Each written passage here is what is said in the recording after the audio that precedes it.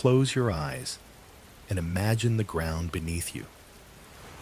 While you rest peacefully, our planet is constantly moving and shifting in ways that have shaped the world for millions of years. Tonight, let us explore the fascinating world of earthquakes together. Beneath your feet right now, the earth is humming, not the kind of tune you'd whistle, but a constant, restless vibration that never stops. Ever. While you're reading this, micro-earthquakes are rippling through the ground like invisible waves. Most are so tiny that even the most sensitive instruments barely catch them. But they're there, pulsing away like a planetary heartbeat that's been going strong for 4.5 billion years. The ground you trust to stay perfectly still, it's actually moving right now, shifting, creaking, adjusting itself in ways so subtle that your morning coffee doesn't even ripple. Think about it. We live on a giant rock ball that's constantly rearranging itself, yet we act shocked when it shakes hard enough for us to notice. Every single day, our planet experiences about 3,000 earthquakes. 3,000! That's roughly 2 every minute. Most are weaker than a door slamming, but they're proof that Earth never truly rests. It's like living on the back of a sleeping giant who tosses and turns all night. The really wild part? This endless geological fidgeting has shaped every mountain, valley, and coastline you've ever seen. But long before we understood the mechanics, ancient cultures had their own fascinating explanations for why the ground beneath them wouldn't stay put. Throughout history, humans have crafted fascinating explanations for why the ground suddenly shakes beneath their feet. Long before anyone understood tectonic plates, our ancestors needed answers for these terrifying moments when solid earth betrayed them. In Japan, people blamed a massive underground catfish called namazu. This enormous creature supposedly lived beneath the islands, and whenever it got restless or angry, it would thrash its tail violently. The result? Earthquakes that could level entire cities. Japanese folklore keepers even appointed a god named Takamikazuchi to keep this giant fish in line by pressing a heavy stone on its head. But sometimes the god got distracted and, well, shake, rattle, and roll. The ancient Greeks had their own culprit. They pointed fingers at Poseidon, the temperamental sea god who apparently had serious anger management issues. Whenever someone ticked him off, he'd strike the ground with his mighty trident. The Greeks called him Earthshaker, for good reason. Makes you wonder what people were doing to make him so cranky all the time. Hindu tradition took a different architectural approach. They believed the world rested on the backs of 8 enormous elephants. When these patient giants got tired and shifted positions, earthquakes followed. But one earthquake changed how philosophers viewed disasters entirely. On November 1st, 1755, Lisbon woke up to what seemed like a normal Saturday morning. Then, at 9:38, the ground began to shake so violently that the entire city crumbled in just 6 minutes. This wasn't just another earthquake. The Great Lisbon Earthquake killed between 60,000 and 100,000 people, triggered massive tsunamis, and sparked fires that burned for days. But here's what makes this disaster truly remarkable. It didn't just destroy buildings. It shattered the way humans thought about existence itself. Voltaire, the famous French philosopher, was horrified by the catastrophe. He couldn't understand how a benevolent God could allow such random destruction. The earthquake struck on All Saints' Day, while people prayed in churches. Many of those churches collapsed, crushing the faithful inside. Meanwhile, Lisbon's red light district, built with more flexible wooden structures, largely survived. The irony wasn't lost on Voltaire. He wrote his famous poem about the disaster, questioning whether we really live in the best of all possible worlds. This earthquake literally rewrote philosophy, challenging optimistic beliefs about divine providence and natural order. More importantly, the disaster marked the birth of modern seismology. Portuguese officials sent detailed questionnaires throughout the kingdom, asking about ground shaking, water levels, and animal behavior. But what happens when earthquakes occur somewhere far more mysterious than Earth? While we've been exploring Earth's trembling mysteries, our moon has been keeping its own seismic secrets. Apollo astronauts didn't just leave footprints up there.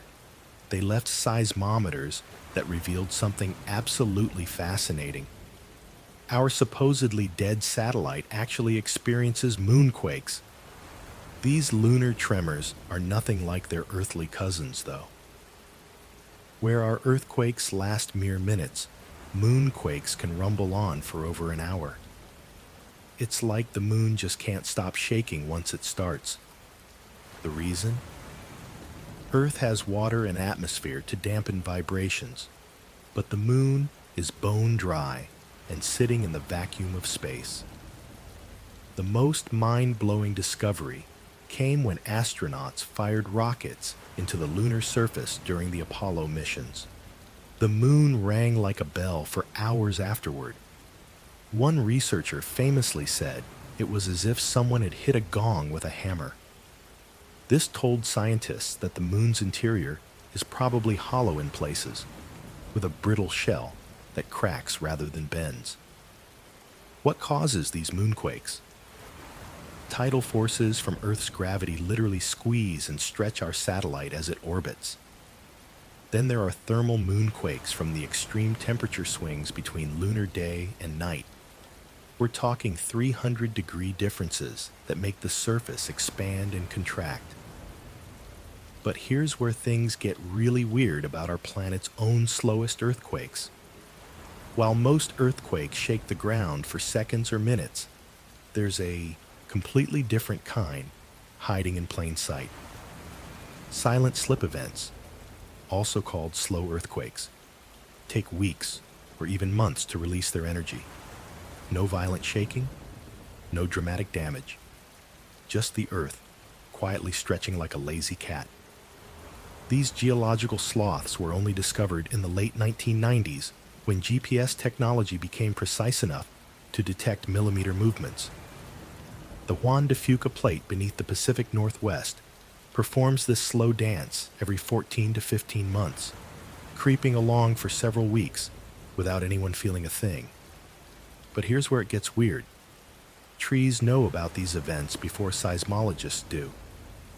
Douglas firs and other conifers actually tilt slightly during silent slip episodes, their root systems detecting the subtle ground deformation. It's like their geological mood rings, revealing Earth's hidden stress. These slow earthquakes release the same amount of energy as magnitude 7.0 quakes, just spread over an enormous time frame. Think of it as the difference between ripping off a bandage quickly versus peeling it slowly. Same result, completely different experience. The mystery deepens when you realize we still don't fully understand why some faults choose violence while others prefer this gentle release. Yet understanding these patient earthquakes might hold the key to predicting their explosive cousins. Speaking of explosive, Japan has developed something that races against time itself to save lives. In 1997, Japan launched something that sounds like pure magic, a system that warns people earthquakes are coming before the shaking actually starts. Not hours or days ahead, mind you. We're talking precious seconds. The technology works by detecting the initial P waves, those fast-moving but gentle tremors that race ahead of the destructive S waves. Think of it like thunder and lightning in reverse. The gentle rumble arrives first, followed by the real punch. When sensors pick up those early signals, automated systems spring into action faster than you can blink. Bullet trains slam on their brakes automatically. Elevators stop at the nearest floor and open their doors. Factory machinery shuts down. Hospital surgeries get paused mid-operation. Those few seconds might not sound like much, but they're absolutely game-changing. Enough time to duck under a desk, step away from a window, or pull over while driving. Emergency responders get those crucial moments to prepare. The system covers the entire country through a network of over 4,000 seismometers. Each one talks to the others in milliseconds, creating a web of early detection that saved countless lives. But here's what makes this even more fascinating. Most earthquake-prone regions around the world still don't have anything close to this technology. The Ring of Fire sounds like something from a fantasy movie, but it's actually Earth's most restless neighborhood. This horseshoe-shaped zone, wrapping around the Pacific Ocean, hosts 90% of all earthquakes. That's like having one street in your city where almost every car accident happens. Why here? The Pacific Plate is on an endless journey, constantly pushing against its neighbors like a really persistent party crasher. As this massive chunk of ocean floor slides beneath continents, it creates the perfect recipe for seismic chaos. The friction alone could power entire cities, if we could somehow harness it. But here's what makes the Ring of Fire truly fascinating. It's not just about earthquakes. Volcanoes love this zone too.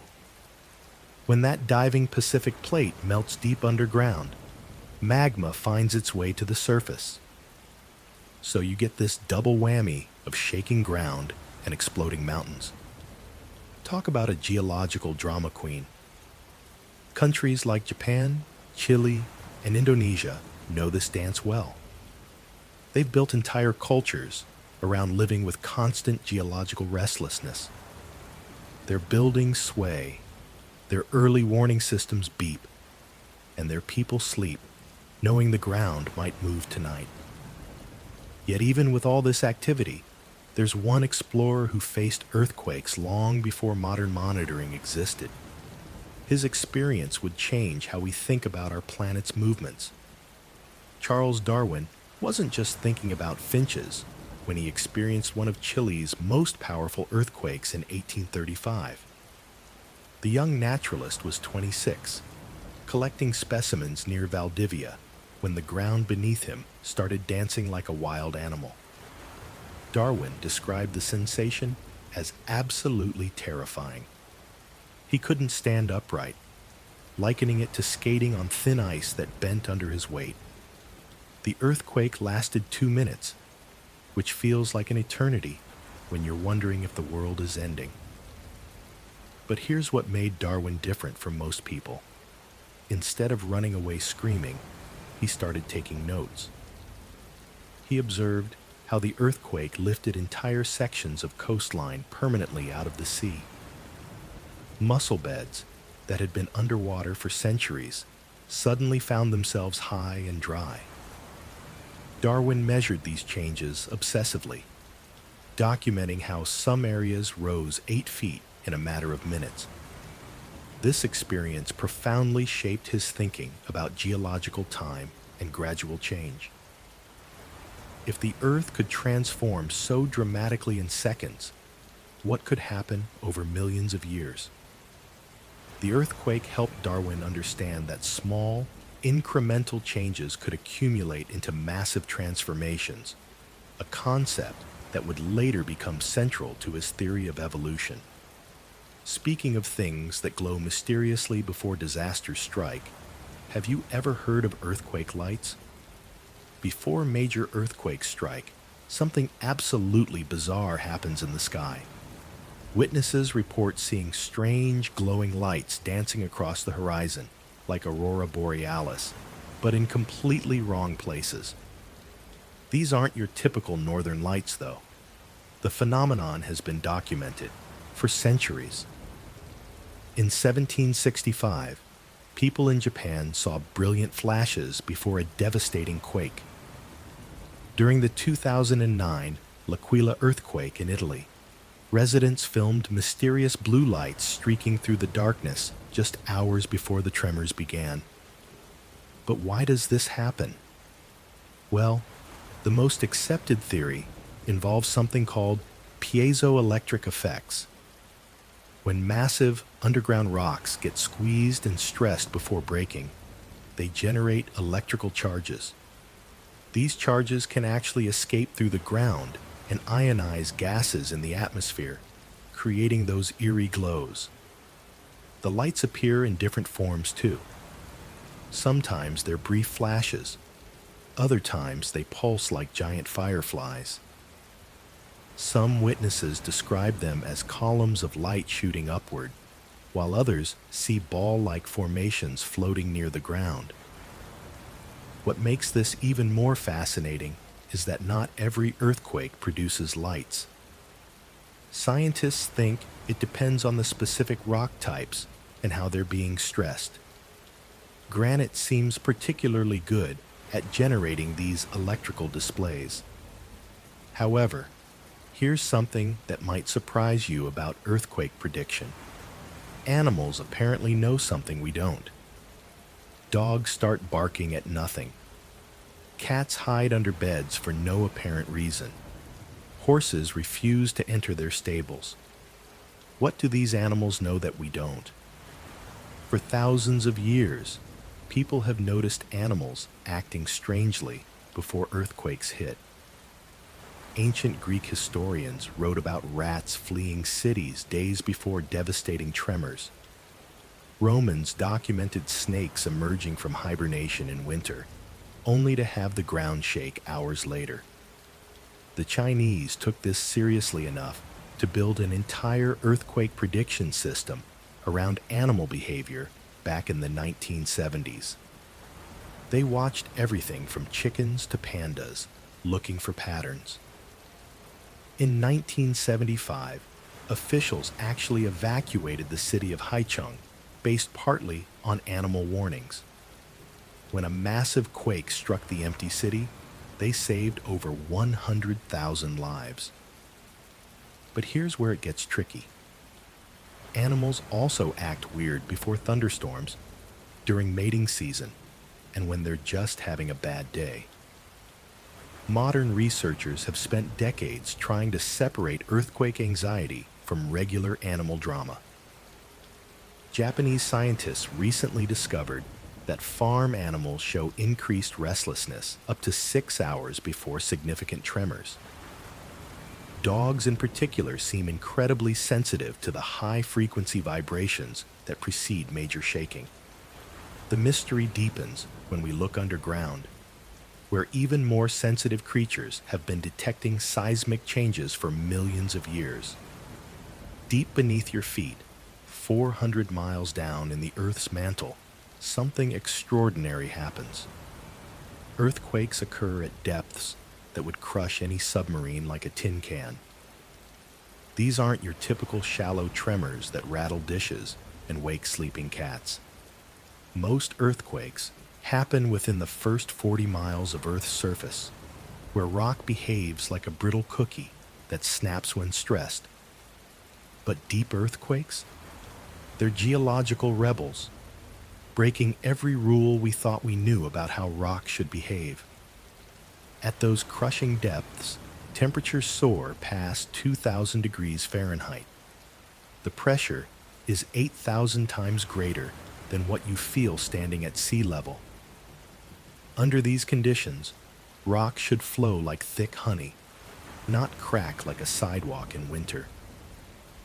Yet somehow, these deep earthquakes still manage to snap and release energy.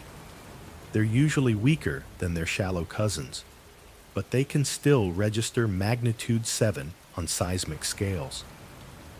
The shaking feels different too, more of a gentle rolling motion than the sharp jolts of surface quakes. Here's what makes them possible. Subducting ocean plates dive deep into the mantle, carrying cold, brittle rock into the hot depths. These plates stay relatively cool for millions of years, maintaining their ability to fracture even in the Earth's blazing interior. But the strangest part about deep earthquakes involves something even more mysterious than their existence. Humans are surprisingly good at shaking the planet. We've become accidental earthquake makers, and we didn't even realize it at first. Fracking leads the charge in our unintentional seismic symphony. When companies inject high-pressure water deep underground to crack rock and release oil or gas, they're essentially tickling sleeping fault lines. Oklahoma went from having 3 earthquakes per year to 3 per day after fracking ramped up. Talk about an unexpected side effect. Mining operations create their own underground drama too. Remove enough coal or ore from beneath the surface, and the ground above starts feeling unsupported. It's like pulling blocks from a Jenga tower. Eventually, something's got to give. But here's where it gets weird. Even filling massive reservoirs behind new dams can trigger earthquakes.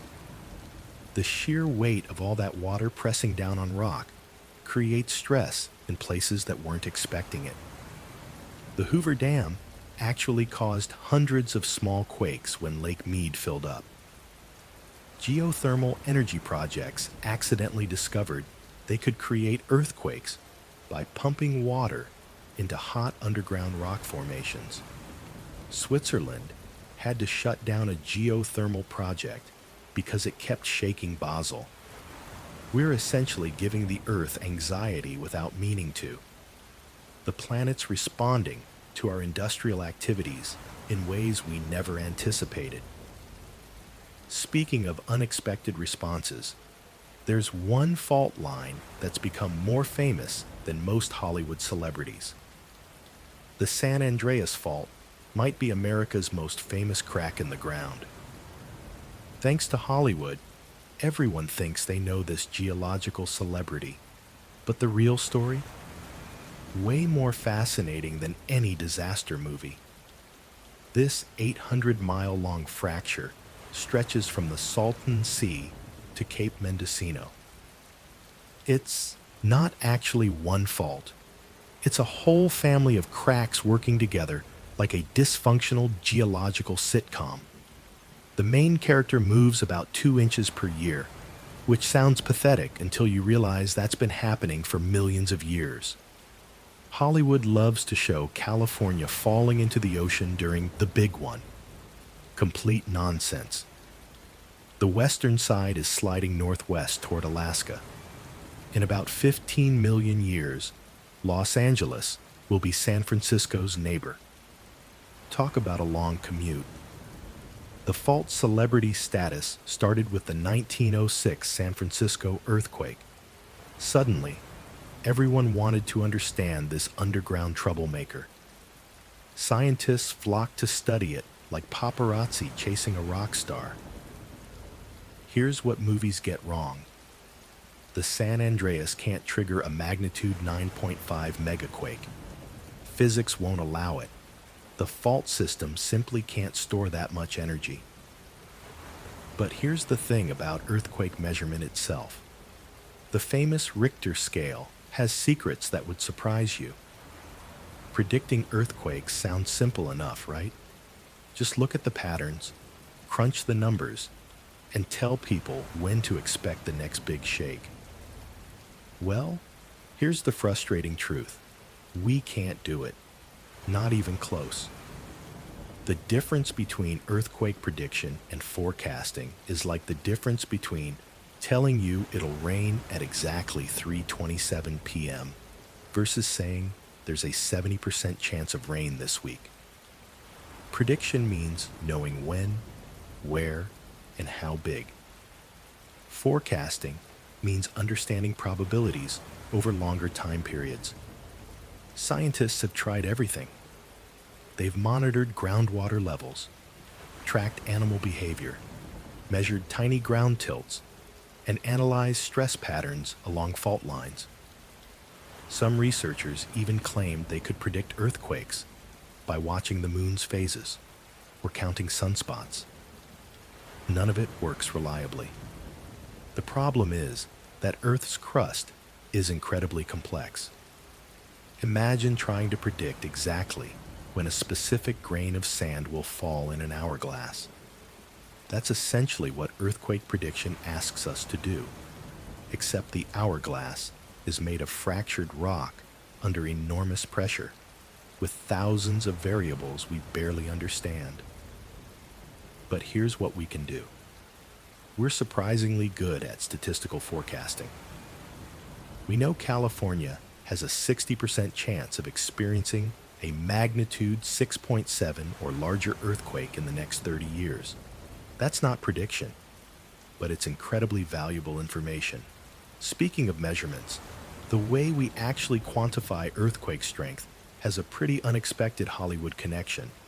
Charles Richter never intended to become famous for measuring earthquakes. He was actually working at the California Institute of Technology in the 1930s, trying to solve a very Hollywood problem. The movie studios kept complaining that their equipment was getting ruined by mysterious vibrations. Were these tiny earthquakes, or just heavy trucks rumbling by? Richter needed a simple way to compare the strength of different tremors. So he borrowed an idea from astronomy. Astronomers had been measuring star brightness for centuries using a logarithmic scale. Bright stars got low numbers. Dim stars got high numbers. Makes sense, right? But here's where things get wild. Richter flipped the concept completely. Instead of measuring brightness, he measured the amplitude of seismic waves on his instruments. A magnitude 6 earthquake isn't just twice as strong as a magnitude 3. It's actually 1,000 times more powerful. Each whole number jump represents 10 times more ground movement and roughly 32 times more energy release. The math gets absolutely crazy at higher numbers. A magnitude 9 earthquake releases the energy equivalent of about 1 billion tons of dynamite. That's roughly 50,000 times more powerful than the atomic bomb dropped on Hiroshima. What started as a solution for Hollywood's shaky cameras became the universal language for describing Earth's most violent tantrums. But earthquakes don't just shake the ground beneath our feet. When an earthquake strikes beneath the ocean floor, it doesn't just shake the seabed. It literally displaces billions of tons of water in seconds, creating what we call tsunamis. These aren't your typical beach waves rolling gently to shore. The word tsunami comes from Japanese, meaning harbor wave. Japanese fishermen would return from calm seas to find their harbors completely destroyed. They had no idea a massive wave had struck while they were safely offshore. Pretty terrifying when you think about it. Here's what blows my mind. Tsunami waves can travel across entire oceans at jet plane speeds. We're talking 500 miles per hour. The 2004 Indian Ocean tsunami crossed from Indonesia to Africa in just 7 hours. That wave had enough energy to circle the globe multiple times. But here's the sneaky part. In deep ocean water, these killer waves are barely 3 feet tall. Ships pass right over them without even noticing. It's only when they reach shallow coastal waters that they rear up into towering walls of destruction. The wave itself isn't even the deadliest part. It's the incredible suction as the ocean retreats first, exposing the seafloor like some apocalyptic low tide. People walk out to collect stranded fish, not realizing they're standing in nature's ultimate trap. While tsunamis grab headlines, There are places on Earth where the ground barely shakes at all. While most of Earth constantly shivers and shakes, some places live remarkably peaceful geological lives. Antarctica holds the crown for seismic tranquility. This frozen continent experiences fewer earthquakes than anywhere else on our planet. Why does the bottom of the world stay so calm? Well, Antarctica sits squarely in the middle of a massive tectonic plate. No bumping neighbors means no geological drama. It's like being the quiet kid in the middle of the classroom while everyone else fights near the edges. But here's what's fascinating. Even when Antarctica does shake, the ice absorbs much of the energy. Those massive ice sheets act like giant shock absorbers, dampening any tremors before they can cause real trouble. Nature's own earthquake insulation system. Australia comes in second for geological peace. The continent's ancient stable rocks have been sitting pretty for millions of years. These old formations are so settled they barely budge anymore. Like elderly grandparents who've given up dancing, they just prefer staying put. The eastern United States also enjoys relative calm, especially compared to California's constant jitters. These stable continental interiors are called cratons by geologists. They're the Earth's version of a comfortable reclining chair, solid, reliable, and not going anywhere fast. Yet even these quiet zones aren't completely earthquake-free. Medieval records reveal surprising seismic secrets hidden in monastery archives. Long before seismographs existed, medieval monks accidentally became Earth's first earthquake chroniclers. These devoted scribes, hunched over parchment in candlelit monasteries, documented every tremor that rattled their stone walls. They had no idea they were creating humanity's most valuable seismic database. Brother Francis, writing in his abbey near Canterbury, didn't know about tectonic plates. He just knew the ground shook violently on December 13th, 1185, cracking the cathedral's foundation. His careful Latin notes became geological gold for modern researchers. What's fascinating is how these religious records reveal earthquake patterns spanning centuries. Monks wrote everything down: the time, duration, even how their inkwells rattled. One Italian monastery recorded 47 earthquakes between 1200 and 1400, creating an incredibly detailed timeline that helps today's scientists understand long-term seismic cycles. The monks interpreted these tremors as divine messages, naturally. God's wrath, calls to prayer, warnings about moral decay, you name it, they blamed earthquakes on it. But their supernatural explanations came with meticulous documentation that modern seismologists absolutely treasure. These medieval scribes unknowingly proved that earthquakes follow patterns, not divine whims. Their quill pens captured data that today feeds into computer models predicting future quakes. Speaking of patterns, there's something even stranger happening beneath Yellowstone right now. When most people think earthquakes, they picture one big shake followed by smaller aftershocks. But earthquake swarms? They're completely different beasts altogether. Picture hundreds of tiny earthquakes happening over days, weeks, or even months. No clear main event. Just constant rumbling, like Earth's having an extended temper tantrum. These swarms can drive seismologists absolutely crazy because they throw all the normal rules out the window. Yellowstone National Park is famous for this behavior. The massive caldera beneath the park throws earthquake parties regularly.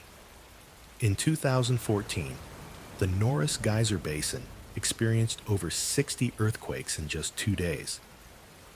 Park rangers started getting nervous calls from tourists, asking if the supervolcano was about to blow. Spoiler alert, it wasn't.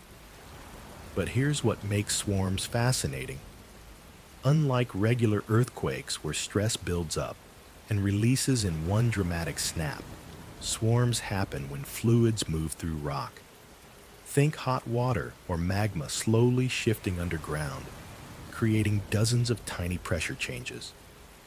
California's Salton Sea region loves throwing swarm parties too, sometimes lasting months, with thousands of small quakes. The weird part? Scientists still can't predict when they'll start or stop. These mysterious clusters remind us that Earth doesn't always follow our neat little earthquake rulebooks. Sometimes our planet just wants to shake things up differently.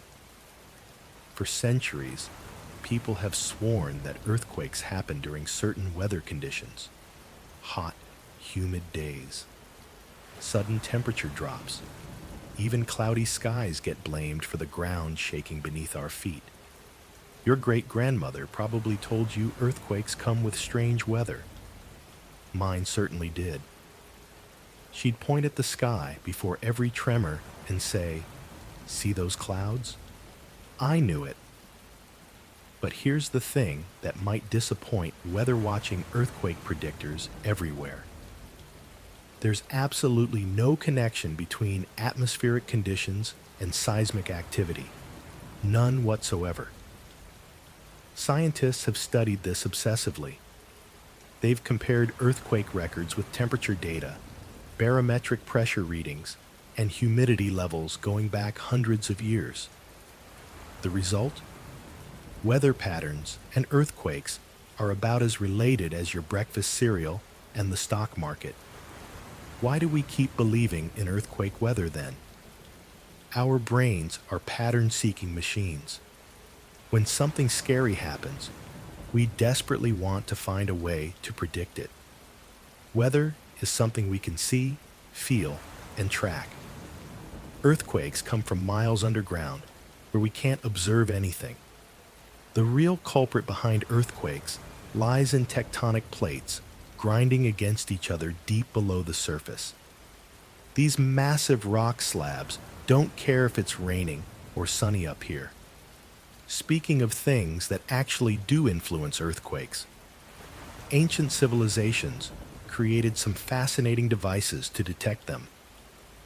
Picture a bronze dragon holding a ball in its mouth, sitting perfectly still in ancient China. This wasn't decoration. It was the world's first earthquake detector, invented by Zhang Heng in 132 AD. Almost 2,000 years ago. The device looked like an ornate wine jar surrounded by 8 dragons, each facing a different direction. Below each dragon sat a bronze toad, with its mouth wide open. When an earthquake struck anywhere in the Chinese Empire, one dragon would drop its ball into the corresponding toad's mouth with a loud clang. But here's what blew my mind. This thing actually worked. The mechanism inside used a pendulum that would swing toward the earthquake's source, triggering the appropriate dragon. Officials could immediately send help in the right direction, even if they hadn't felt the tremor themselves. The ingenious part? Zhang Heng understood that earthquakes create waves that travel through the earth. His invention detected these P waves, the fastest moving seismic waves that arrive first. Modern seismologists use this exact same principle today, just with digital sensors instead of bronze animals. The device was so accurate that when it dropped a ball one day without anyone feeling shaking, officials initially doubted it. Days later, a messenger arrived reporting a major earthquake hundreds of miles away. Ancient engineering meets geological detection. Sometimes the old ways knew more than we give them credit for. Speaking of ancient wisdom, some civilizations didn't just detect earthquakes. They built structures that could dance with them. Throughout history, builders have faced a terrifying reality. The ground beneath their feet could suddenly turn violent. But some ancient architects figured out secrets that modern engineers are still studying today.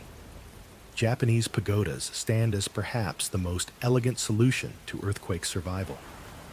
These towering wooden structures sway like dancers during tremors, their flexible joints absorbing energy that would shatter rigid buildings. The secret? No nails. Traditional Japanese carpenters used intricate interlocking wood joints that grip tighter under stress. When the earth shakes, these buildings actually become stronger. Then there's the Inca civilization in Peru. They built walls using stones so perfectly fitted that you can't slide a knife blade between them. No mortar needed.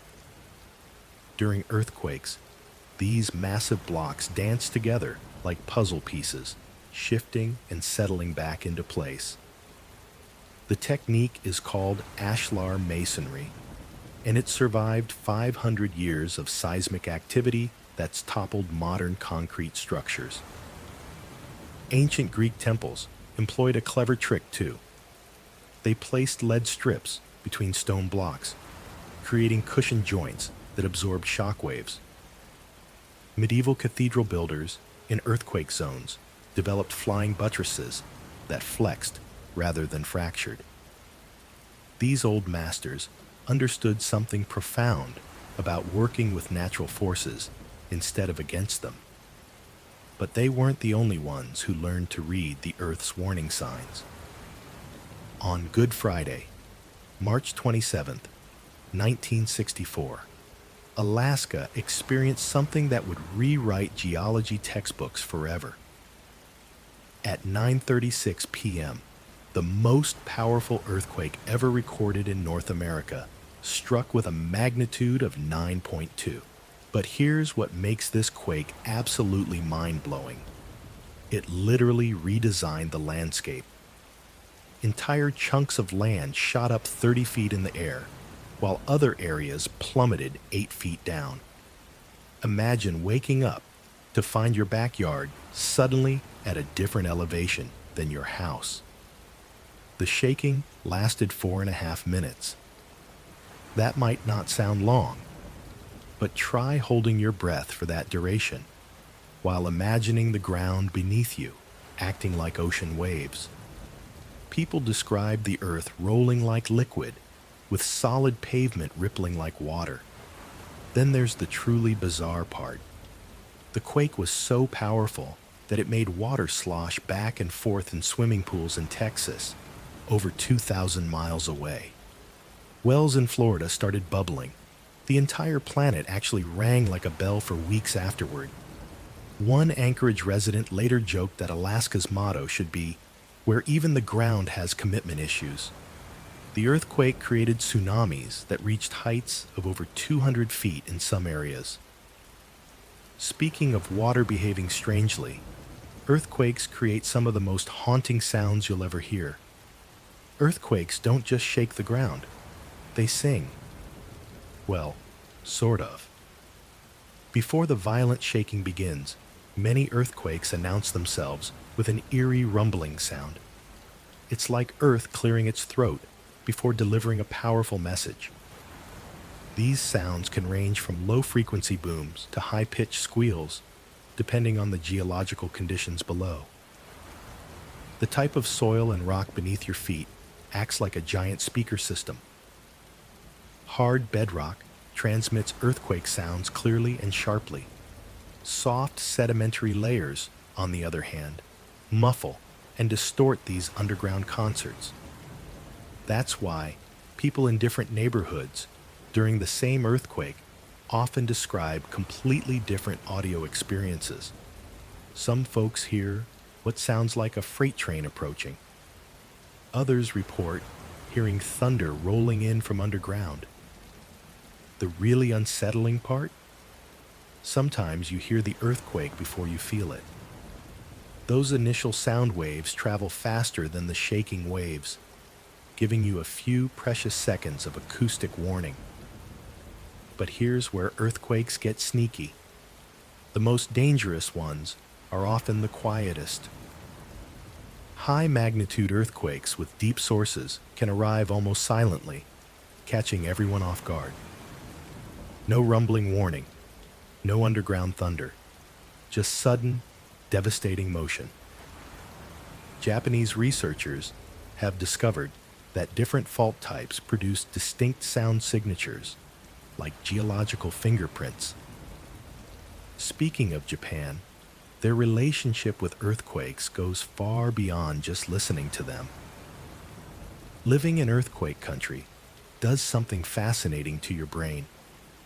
It rewires how you think about permanence, safety, and control. Californians develop what researchers call seismic optimism, a psychological defense mechanism where people convince themselves the big earthquake will happen somewhere else to someone else. Makes sense, right? Otherwise, nobody would sleep at night. But here's what's really wild. Some people actually become addicted to earthquakes.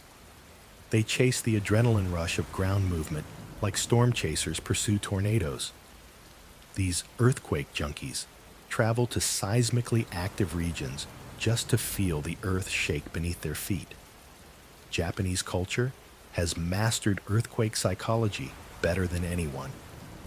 They've developed jishin-yoi, earthquake preparedness, that's woven into daily life so seamlessly it reduces anxiety instead of increasing it. Kids grow up treating earthquake drills like games, not terror exercises. Then there's the opposite extreme. Seismophobia affects millions of people worldwide. They obsessively check earthquake apps, feel phantom tremors, and experience panic attacks during minor shaking. Their brains become hypervigilant to any ground movement, real or imagined.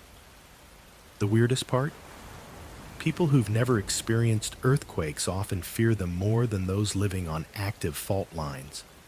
Distance breeds imagination, while proximity breeds adaptation.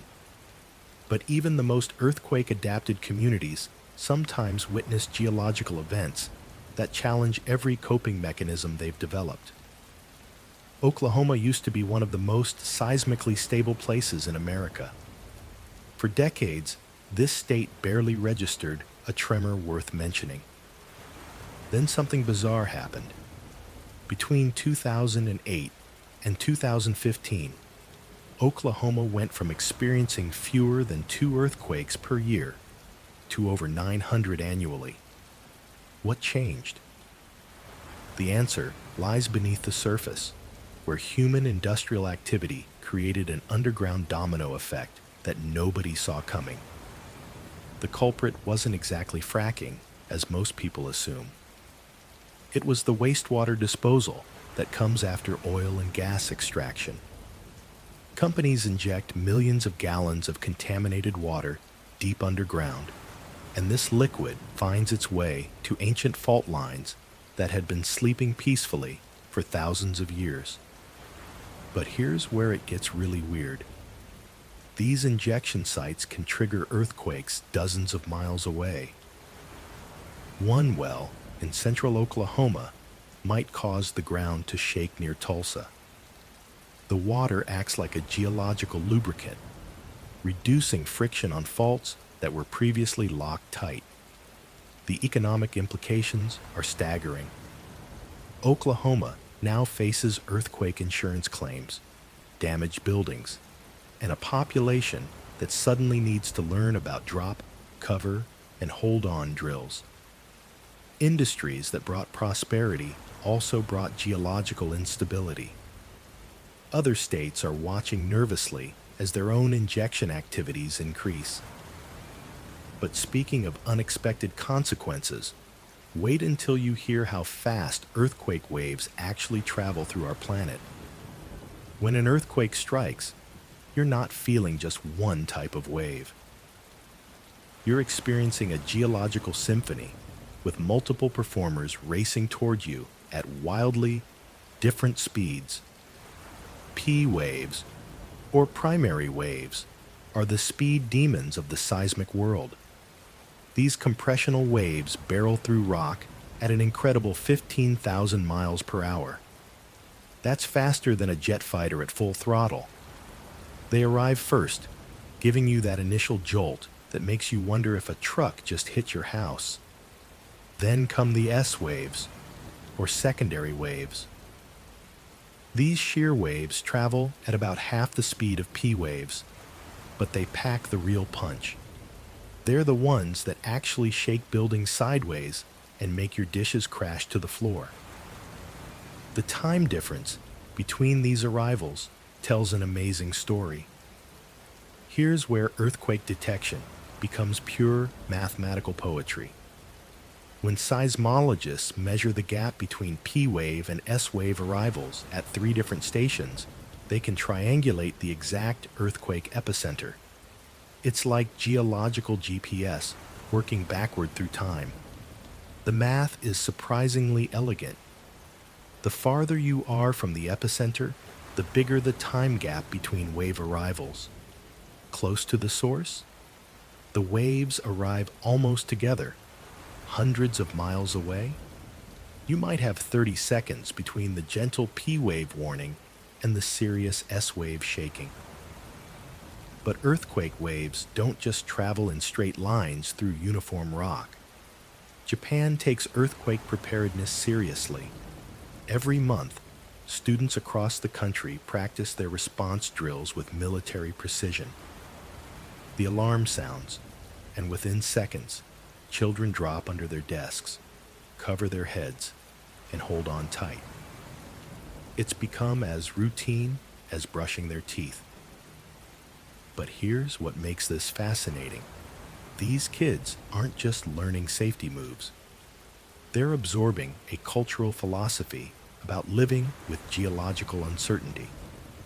By age 10, most Japanese children can distinguish between the gentle rolling of a distant quake and the sharp jolting that means real danger. Teachers time these drills down to the second. Students learn to assess their surroundings instantly. Near a window, move away. Under a heavy light fixture, relocate fast. The goal isn't just survival. It's creating earthquake-aware citizens who think seismically. Other countries are catching up. California schools now mandate monthly drills too. New Zealand has turned earthquake preparedness into interactive games. Turkey redesigned school buildings after learning harsh lessons from past disasters. The psychology behind this is brilliant. When children practice these movements repeatedly, their muscle memory kicks in during real emergencies. No thinking required, just pure instinct. What's equally important is how these drills shape young minds to accept geological reality without paralyzing fear. But there's another surprising factor that influences earthquake timing, something as ordinary as rainfall. Water might seem like an unlikely earthquake accomplice, but this liquid plays a starring role in how our planet shakes. Groundwater acts like nature's own lubricant, seeping deep into fault lines and literally greasing the wheels of geological chaos. When water pressure builds up in rock cracks, it pushes fault surfaces apart. This reduces friction between massive rock slabs, making it easier for them to suddenly slip past each other. Think of it like trying to slide 2 pieces of sandpaper together. Dry, they stick and resist. Add water, and they glide with surprising ease. Rainfall creates some of the most fascinating earthquake patterns. Heavy monsoons in the Himalayas actually trigger more tremors as millions of gallons seep into stressed fault zones. California sees similar spikes after major storms. The extra weight of accumulated groundwater adds pressure to already strained rock formations. But here's where it gets really weird. Draining water can also cause earthquakes. When underground reservoirs shrink during droughts, the sudden loss of support makes overlying rocks collapse into empty spaces. It's geological Jenga played with mountain-sized blocks. Reservoir-induced seismicity proves this connection dramatically. Large dams create artificial lakes that literally weigh down the Earth's crust, often awakening previously quiet faults beneath them. The relationship between H2O and seismic activity runs deeper than most people realize, extending into realms where human economics collide with geological forces. Earthquake insurance is basically betting against Mother Nature. And guess what? Most people choose not to play. In California, only 15% of homeowners have earthquake coverage. 15. That's like going to a barbecue and finding only one person brought napkins. The rest just hope their hands stay clean. Why do people skip it? Well, earthquake insurance comes with deductibles that would make your wallet weep. We're talking 10 to 20% of your home's value. So if your house is worth $500,000, you might pay 50 grand out of pocket before insurance kicks in. Makes sense, right? Sort of like having health insurance that only covers you after you've already died. Insurance companies use fascinating mathematical models to calculate premiums. They crunch historical data, geological surveys, and soil conditions. Then they add a healthy dose of, we really don't want to go bankrupt pricing. But here's the kicker. When a major earthquake hits, the economic ripples spread way beyond damaged buildings. Businesses close, tourism drops, supply chains break. The 1994 Northridge quake caused $25 billion in damage, but the economic impact lasted for years. Speaking of lasting impacts, earthquakes create something most people never notice, a constant background hum that our planet never stops producing. Our planet never truly stays quiet. Even in the most peaceful moments, Earth hums with constant background tremors that most people never feel. These micro-earthquakes happen every single second, creating what seismologists call the Earth's seismic background noise. Ocean waves crashing against coastlines generate tiny vibrations that travel deep underground. Storm systems whipping across continents create pressure waves that shake the ground imperceptibly. Wind turbines spinning, traffic rumbling, and factories operating all add to this geological symphony that plays 24/7. But here's where it gets tricky for earthquake researchers. Finding real earthquake signals in all this noise is like trying to hear a whisper at a rock concert. Modern seismometers are so sensitive they can detect a penny dropping from waist height. That same sensitivity means they pick up everything from teenagers jumping on trampolines to garbage trucks making their rounds. Cities create their own seismic signatures too. New York's subway system produces distinct vibration patterns that show up on earthquake monitoring equipment. Los Angeles freeways generate constant low-level shaking that masks smaller natural tremors. The challenge becomes even more interesting when you realize that some of Earth's most important earthquake signals are incredibly subtle. These quiet movements might hold the key to understanding how our planet really works. But first, we need to separate the signal from all that background chatter. Speaking of subtle movements, some earthquakes are so slow and gentle that they redefine everything we thought we knew about how Earth moves. Ever tried photographing something invisible? That's exactly what earthquake photographers do every single day. These visual detectives use cameras to catch Earth's sneakiest movements, revealing secrets our eyes could never spot alone. Time-lapse photography transforms months of barely detectable ground shifts into dramatic visual stories.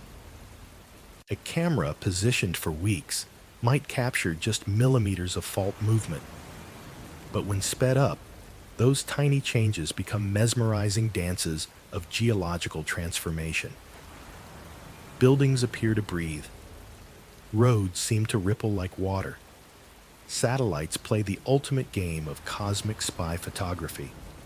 From space, they track ground displacement so precisely they can measure movement smaller than your fingernail's thickness. The interferometric synthetic aperture radar sounds fancy, but it's basically Earth's most patient photographer, taking before and after shots that reveal earthquake damage invisible from ground level. Here's the mind-bending part. These space cameras can detect ground movement happening right now, even when no human feels any shaking. Your backyard might be creeping toward your neighbors as the speed paint dries, and only satellites would know. Professional earthquake photographers often spend years documenting single fault lines, creating visual timelines of geological change. Their cameras become time machines, compressing decades of Earth's slow-motion drama into viewable moments. But what about the forces pulling these tectonic puzzle pieces around? The connection between earthquakes and celestial mechanics tells an even stranger story. Ever wonder why some earthquake researchers check lunar calendars before predicting tremors? Turns out, the moon might be pulling more than just ocean tides. The same gravitational forces that make waves crash on beaches also tug at solid rock deep underground. When the moon is closest to Earth, it creates tiny but measurable stress changes along fault lines. We're talking about forces equivalent to the weight of a small car pressing down on every square meter of rock. But here's where it gets weird. The sun joins this cosmic tug-of-war too. During new and full moons, when the sun and moon align, their combined gravitational pull creates what geologists call earth tides. Your backyard actually rises and falls about 6 inches twice daily. You just can't feel it because everything moves together. Some major earthquakes seem to prefer these high-stress periods. The devastating magnitude 9.1 Tohoku earthquake in Japan happened during a particularly strong tidal period. Coincidence? Maybe not. The catch is that tidal forces can only trigger earthquakes that were already ready to happen. Think of it like the final straw breaking a camel's back. The moon and sun provide that gentle nudge on faults already loaded with centuries of built-up stress. This celestial influence explains why earthquake timing often seems mysterious to us land dwellers. But what about those earthquakes that happened millions of years ago? Deep beneath layers of sediment and rock, Earth keeps a detailed diary of its most violent moments. Paleoseismologists are like geological detectives, reading stories written in stone that span thousands of years. They dig through ancient lake beds, slice open fault scarps, and examine tree rings to uncover earthquakes that shook the planet long before humans started keeping records. The evidence is everywhere once you know how to look. Sand layers trapped between normal sediments tell tales of liquefaction events. Offset stream beds reveal where faults last ruptured. Ancient landslides frozen in time mark moments when mountains literally moved. Some of these prehistoric earthquakes make today's disasters look like gentle hiccups. The Cascadia subduction zone produced a magnitude 9.0 monster around 1700 that sent tsunamis all the way to Japan. We know this because Japanese historical records describe mysterious waves arriving on a calm day. Native American oral traditions perfectly match the geological evidence. Stories passed down through generations described nights when the ground wouldn't stop shaking and entire forests sank beneath the sea. These ancient megaquakes help explain puzzling patterns in human migration and settlement. Why did certain civilizations suddenly abandon thriving cities? Sometimes the answer lies buried in earthquake-disrupted soil layers. But here's what gets really interesting about our modern digital age. We're not just reading ancient earthquake stories anymore. Your phone buzzes with an earthquake notification before you even feel the shaking. Welcome to the age where social media beats seismometers to the punch. Twitter users now report earthquakes faster than traditional monitoring networks, often within seconds of the first tremor. The revolution started accidentally.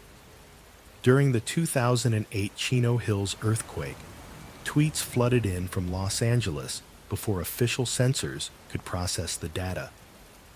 Scientists quickly realized they'd stumbled onto something incredible: millions of human earthquake detectors walking around with smartphones. But here's where it gets wild. Your phone isn't just reporting earthquakes anymore, it's actually detecting them. Google's Android earthquake alert system turns every smartphone into a tiny seismometer. The accelerometer that rotates your screen can sense the P waves that arrive before the destructive S waves.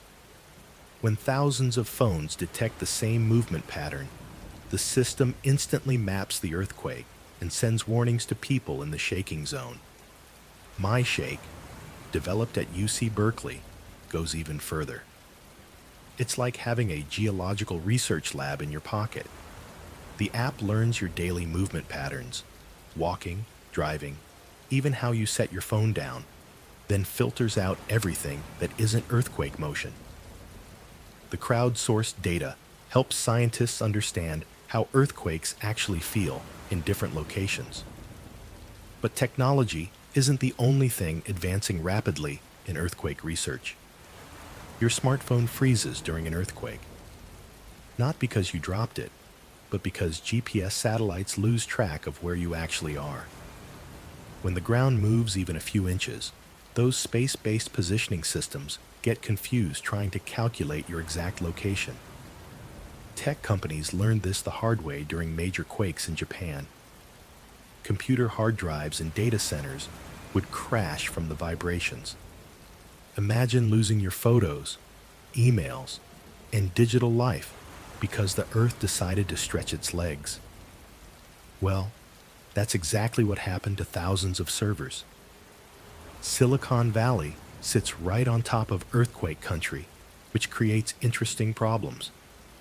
Google and Apple had to design their data centers like earthquake-resistant buildings. They use special shock absorbers under server racks and backup systems scattered across multiple locations. One shake, and your cloud storage could literally shake itself offline. Hospital equipment faces even bigger challenges. MRI machines weighing several tons can slide across floors during tremors. Surgeons have protocols for earthquakes mid-operation. Makes you appreciate the complexity of keeping technology stable on a planet that never stops moving. The strangest part? Earthquake apps often fail during actual earthquakes because cell towers sway and internet connections drop. It's like trying to call for help with a phone that's doing the wave. But what happens when earthquakes don't just disrupt our technology, but actually trigger other earthquakes hundreds of miles away? Earthquakes don't just shake and stop. They send invisible signals through the Earth's crust, sometimes triggering other earthquakes hundreds or even thousands of miles away. It's like knocking over the first domino in a massive geological chain reaction. When the magnitude 9.1 Tohoku earthquake hit Japan in 2011, it didn't just devastate the local area. Within days, earthquake activity increased dramatically along fault lines across the Pacific. California saw a spike in small tremors. New Zealand experienced unusual seismic activity. The stress had traveled through solid rock faster than a jet plane. But here's where it gets weird. These triggered earthquakes don't happen immediately. Some occur within hours. Others take months or even years to manifest. The 2004 Sumatra earthquake that caused the devastating tsunami. It triggered earthquakes as far away as Alaska, 14,000 miles from the epicenter. The mechanism is surprisingly elegant. When a major fault ruptures, it changes the stress distribution throughout the surrounding crust. Think of it like squeezing a balloon. Pressure one spot, and other areas bulge outward. Faults that were already close to breaking get that final nudge they needed. The most fascinating part: sometimes these stress transfers can actually prevent earthquakes in certain areas, creating temporary safe zones. The Earth's crust is constantly playing this invisible game of geological telephone, passing stress signals from fault to fault.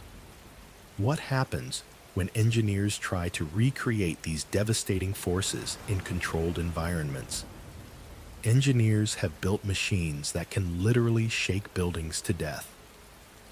These massive earthquake simulators are like treadmills for skyscrapers, except instead of making you sweat, they test whether your home will pancake during the next big one.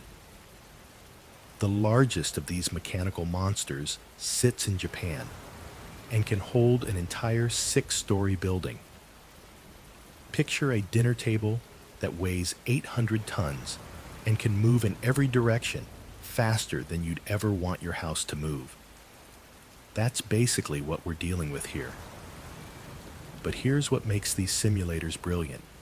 They recreate the exact ground motions from famous earthquakes. Want to see how your design handles the Northridge quake? Done. Curious about Kobe? Coming right up. It's like having a greatest hits album of geological disasters, but for construction testing. The whole process looks oddly satisfying. Engineers build scale models, strap sensors everywhere, then watch their creations dance themselves apart. Walls crack in slow motion. Windows pop out like champagne corks. Sometimes entire floors collapse with surprising grace. These controlled demolitions have saved countless lives by revealing fatal flaws before real earthquakes expose them. Every crumbling test building teaches us something new about survival. Speaking of survival, the economic aftermath of real earthquakes creates ripple effects that extend far beyond the initial shaking zone. When the ground shakes in Japan, property values can drop by 20% overnight. But here's what's really wild. In California, earthquake risk is so baked into the real estate market that some areas command premium prices despite sitting directly on fault lines. Venice Beach homes sell for millions while literally built on liquefaction zones. The 2011 earthquake in Japan cost the global economy over $200 billion. That's more than the GDP of most countries. Supply chains collapsed worldwide when Japanese factories went offline.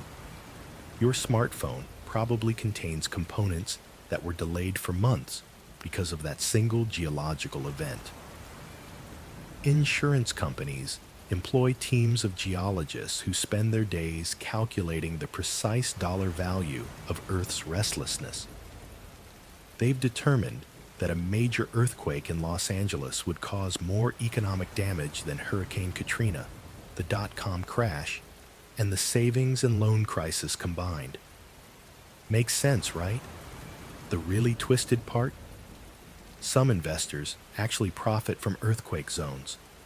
They buy damaged properties cheap, retrofit them, then flip them to buyers who think they're getting earthquake-resistant homes It's like geological arbitrage. Meanwhile, entire cities budget for disasters that might never come in their lifetime. San Francisco sets aside millions annually for the big one, money that could fix roads or schools, but instead sits waiting for tectonic plates to misbehave. But earthquakes don't just destroy economies. Sometimes they create entirely new belief systems about why the earth moves beneath our feet. Across the globe, every culture has tried to explain why the ground suddenly decides to throw a tantrum. The results? Some of the most creative stories humanity has ever cooked up. Native American tribes had it figured out differently. Many believed underground spirits were wrestling beneath their feet. The Cherokee spoke of a giant serpent stirring in its sleep, while some Pacific Northwest tribes described it as the earth taking deep, troubled breaths. Honestly, that last one isn't too far from how geologists describe tectonic stress today. African cultures often saw earthquakes as the planet literally coming alive. Some traditions describe the earth as a living being with a heartbeat that occasionally skipped a beat. Others believed massive underground creatures were shifting positions, kind of like when your cat decides to rearrange itself on your lap at 3 in the morning. In Norse mythology, earthquakes happened when Loki writhed in agony, bound underground as punishment for his misdeeds. Every tremor meant the trickster god was having a particularly bad day in his eternal prison. Australian Aboriginal Dreamtime stories painted earthquakes as the rainbow serpent moving through underground tunnels, reshaping the landscape as it traveled. These stories actually contain remarkable geological accuracy about how seismic activity can alter terrain. But here's what's fascinating about all these myths. They share one common thread that reveals something profound about human nature. When most people think about earthquakes and tall buildings, they picture disaster movies with skyscrapers toppling like dominoes. The reality: modern high-rises are actually earthquake ninjas, masters of the ancient art of going with the flow. Here's what blew my mind when I first learned this. Engineers deliberately designed skyscrapers to sway. A lot. During major earthquakes, the top floors of tall buildings can move several feet in each direction. The Empire State Building, for instance, can sway up to 4 feet during strong winds or seismic activity. That's like a giant steel and concrete palm tree dancing in the breeze. But why doesn't this flexibility turn buildings into accordion disasters? It's all about period and frequency. Every building has a natural vibration period. Think of it as its favorite rhythm. Earthquake waves have their own rhythms too. When these rhythms match, you get resonance, which spells trouble. So engineers tune buildings like musical instruments, adjusting their flexibility to avoid dancing to the earthquake's deadly beat. The counterintuitive truth is that rigid structures often fail catastrophically during earthquakes, while flexible ones survive by absorbing and dissipating the seismic energy through controlled movement. Speaking of controlled movement, some buildings take flexibility to absolutely mind-bending extremes, with base isolation systems that literally let structures float above the shaking ground. Your phone buzzes with a notification. Earthquake expected in 15 seconds. Sounds like something from a sci-fi movie, right? Well, it's happening right now in places like Japan, Mexico, and California. These earthquake early warning apps are racing against physics itself.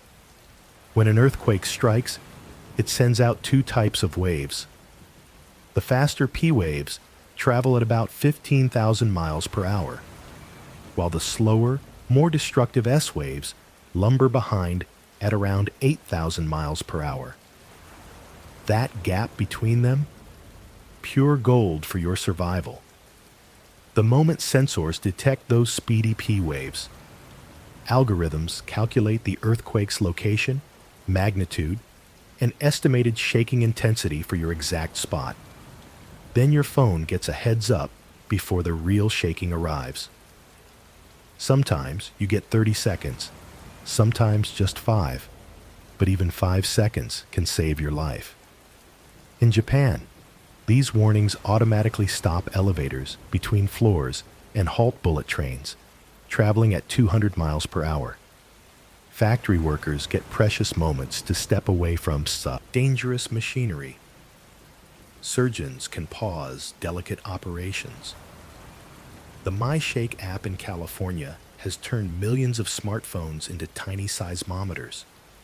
Your phone's accelerometer, the same sensor that rotates your screen, can detect earthquake motion and contribute to the warning network. But here's something fascinating about fault zones themselves.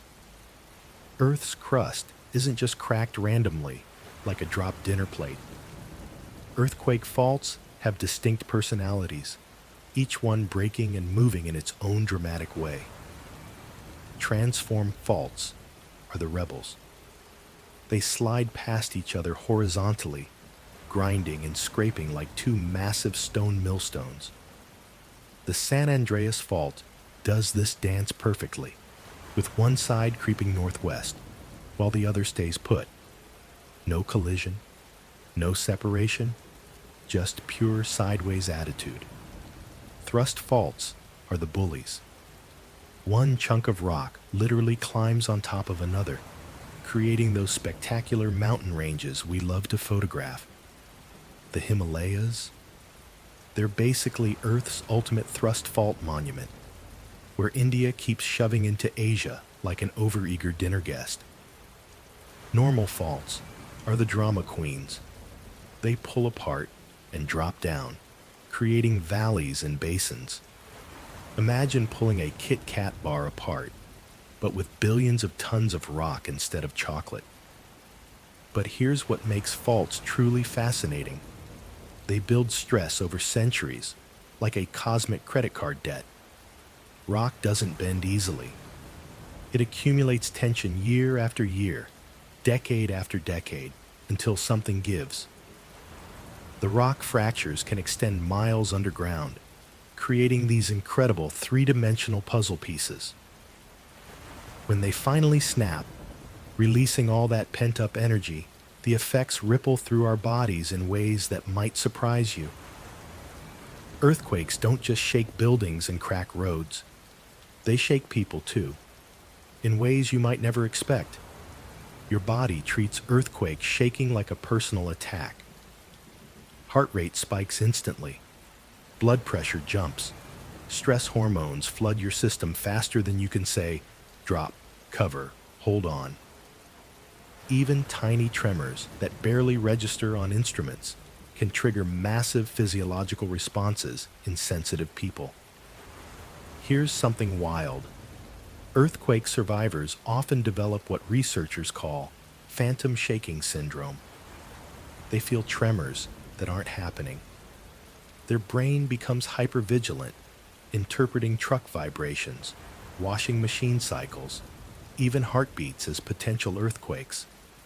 One woman in Los Angeles felt phantom quakes for 3 years after the Northridge earthquake. Every subway train became a potential disaster. Sleep patterns get completely scrambled after major earthquakes. People develop insomnia, not from the noise or damage, but from their nervous system staying perpetually alert. Your brain literally rewires itself to wake up at the slightest vibration. Some folks sleep with their shoes on for months, ready to run. Children handle earthquakes differently than adults. They bounce back faster physically, but often develop bedwetting, nightmares, or separation anxiety. Their developing brains process the unpredictability differently. But there's another health effect that's even more surprising than stress responses. Modern earthquake engineering reads like a science fiction novel, except the heroes wear hard hats instead of capes. These brilliant minds have turned the ancient battle between buildings and tremors into an elegant dance of physics and creativity. Base isolation systems literally let buildings float on giant rubber bearings and steel springs. When the ground shakes violently, the building barely notices. It's like standing on a boat while someone rocks the dock. You stay steady while chaos happens below. The Hearst Tower in San Francisco sits on 267 of these isolators, each weighing over 5 tons. But wait, there's more genius at work. Tuned mass dampers are basically enormous pendulums hidden inside skyscrapers. The Taipei 101 Tower houses a 660-ton golden sphere that swings opposite to earthquake motion. It's counterintuitive, adding weight to reduce movement. Then there are fluid viscous dampers, which work like shock absorbers on a massive scale. They turn destructive seismic energy into harmless heat. Some buildings even have shape memory alloys that remember their original form and snap back after deformation. Japanese engineers created structures that can literally walk away from their foundations during severe shaking, then return to position afterward. Talk about architectural magic. The real artistry happens when researchers study how earthquakes actually behave in the wild, though. Studying earthquakes isn't just about sitting in comfortable offices staring at computer screens. Real earthquake research means getting your hands dirty, and sometimes that means rappelling down fresh fault scarps while they're still warm from recent ruptures. When a major earthquake tears open the ground, researchers have a narrow window to gather crucial data. These geological crime scenes don't stay pristine for long. Weather erodes the evidence. Plants start growing back. Within months, nature begins healing the scars that reveal her deepest secrets. That's why earthquake scientists become modern-day adventurers. They helicopter into remote locations, sometimes within days of devastating quakes. Armed with measuring tools and cameras, they document every crack, every offset, every clue about how the Earth moved. The most ambitious projects involve drilling directly into fault zones. The San Andreas Fault Observatory at depth pushed instruments 2 miles underground, right into the heart of California's most famous fracture. Imagine trying to take the Earth's pulse from the inside. These drilling expeditions face incredible challenges. The rock is fractured and unstable. Equipment gets stuck. Temperatures soar. But the payoff is enormous. Direct measurements from the engine room of seismic activity. Some researchers even install instruments that sit and wait for the next big earthquake to happen around them. But earthquakes don't just reshape the landscape. They reshape human culture in ways you'd never expect. Major earthquakes don't just shake buildings. They shake entire cultures to their core. The 1866 San Francisco earthquake didn't just destroy homes. It birthed a whole new genre of disaster literature. Writers couldn't stop obsessing over nature's raw power. Japanese haiku transformed after the Great Kanto earthquake of 1923. Poets started writing about impermanence in ways their ancestors never imagined.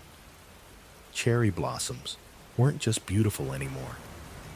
They became symbols of life's fragile dance with geological forces. Hollywood discovered earthquakes make perfect villains. They're unpredictable, unstoppable, and absolutely terrifying. The 1974 film Earthquake literally shook movie theaters with special sound systems called Sensurround. Audiences felt tremors in their seats while watching fictional California crumble. Musicians got creative too. The 1966 hit I Feel the Earth Move wasn't just about romance. Carole King wrote it after experiencing her first California quake. Rock bands started using earthquake metaphors for emotional upheaval. Artists paint fault lines differently after living through major quakes. Their brushstrokes become more jagged, more urgent. Colors shift toward earth tones mixed with violent reds. Then there's the collective memory thing. Communities pass down earthquake stories like family heirlooms. Grandparents describe exactly where they stood when the ground started dancing. But earthquakes don't just inspire art, they create heroes. Real people doing extraordinary things when their world literally falls apart. Every earthquake creates heroes out of ordinary people. When buildings collapse and chaos erupts, something remarkable happens. Neighbors become lifesavers, strangers become family, and courage emerges from the most unexpected places. Take Efrain Pena, a security guard who pulled 17 people from a collapsed factory in Mexico City's 1985 earthquake.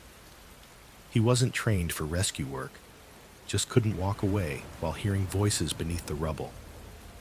For 72 hours straight, he crawled through unstable debris, ignoring aftershocks that could have buried him alive. Then there's the story of baby Jessica Morales, found alive after being trapped for 4 days under concrete slabs in Haiti's devastating 2010 quake. Her rescuer? A pizza delivery guy named Jean-Claude, who happened to be walking by when he heard crying. He spent 18 hours digging with his bare hands. But here's what gets me. It's not always about dramatic rescues. Sometimes survival comes down to split-second decisions. Like the Japanese businessman who saved his entire office by insisting everyone stay under their desks during the 2011 Tohoku earthquake, even when others wanted to run. His stubbornness saved 23 lives. These stories share one thread: regular people making extraordinary choices when the ground literally shifts beneath their feet. Speaking of extraordinary responses, wait until you hear how artificial intelligence might soon predict when these life-changing moments will strike. Artificial intelligence is becoming earthquake science's newest detective. These computer brains can spot patterns in seismic data that would take human researchers decades to find. Well, if they found them at all. Machine learning algorithms now analyze thousands of tiny tremors per day, searching for the subtle clues that might hint at bigger quakes coming. They're getting surprisingly good at it too. One AI system recently identified previously unknown earthquake clusters by studying years of background noise that scientists had basically ignored. But here's what makes this really exciting. These digital detectives never get tired, never take coffee breaks, and can process information at speeds that would make your head spin. They're currently crunching data from seismometers worldwide, looking for the holy grail of earthquake science: reliable prediction patterns. The algorithms have already made some fascinating discoveries. They found that certain types of tiny earthquakes tend to cluster together weeks before larger events. They've also identified acoustic signals in fault zones that seem to change before major ruptures occur. Now, don't get too excited about your phone predicting next Tuesday's earthquake just yet. We're still years away from that kind of precision. However, AI is helping us understand earthquake timing better than ever before. Speaking of timing, there's something else shaking things up in space that might surprise you. Beyond our planet, earthquakes aren't unique to Earth at all. Mars experiences regular Marsquakes, that reveal incredible secrets about the red planet's interior structure. NASA's InSight lander detected over 1,300 of these alien tremors before its mission ended. Marsquakes behave differently than their earthly cousins, though. They're typically much weaker, rarely exceeding magnitude 4. But here's what makes them fascinating. They last far longer than earthquakes because Mars lacks our planet's water content and atmospheric pressure that help dampen seismic vibrations. The moon gets even weirder. Moonquakes can continue shaking for over 10 minutes compared to Earth's typical 2-minute earthquakes. Why? Our satellite is essentially a giant brittle rock without the layers of sediment and water that absorb seismic energy here at home. Venus probably has earthquakes too, but studying them proves nearly impossible due to the planet's crushing atmosphere and surface temperatures hot enough to melt lead. Makes you appreciate Earth's relatively gentle geological tantrums, right? Jupiter's moons present another earthquake mystery entirely. Europa and Enceladus likely experience ice quakes as their frozen surfaces crack under tidal forces from their massive parent planets. These aren't rock fractures, but ice sheets splitting apart in the cosmic cold. Even more intriguing are the earthquake-like signals detected from distant asteroids, suggesting that geological activity might be universal. When Mount St. Helens started rumbling in 1980, geologists weren't just watching for lava. They were tracking thousands of tiny earthquakes that preceded the explosive eruption. That's because volcanoes and earthquakes are geological siblings, intimately connected through Earth's restless energy systems. Deep beneath active volcanoes, magma doesn't move quietly. As molten rock pushes upward through cracks and chambers, it creates tremendous pressure that literally fractures surrounding bedrock. Each crack produces a small earthquake. Scientists call these volcanic earthquakes, and they're completely different from tectonic ones. Unlike regular earthquakes that happen along major fault lines, volcanic tremors cluster directly beneath volcanic peaks. They're usually shallow, occurring just a few miles underground where magma chambers bubble and churn. The frequency tells an incredible story. Sometimes hundreds of tiny quakes happen in a single day as an eruption approaches. But here's where it gets fascinating.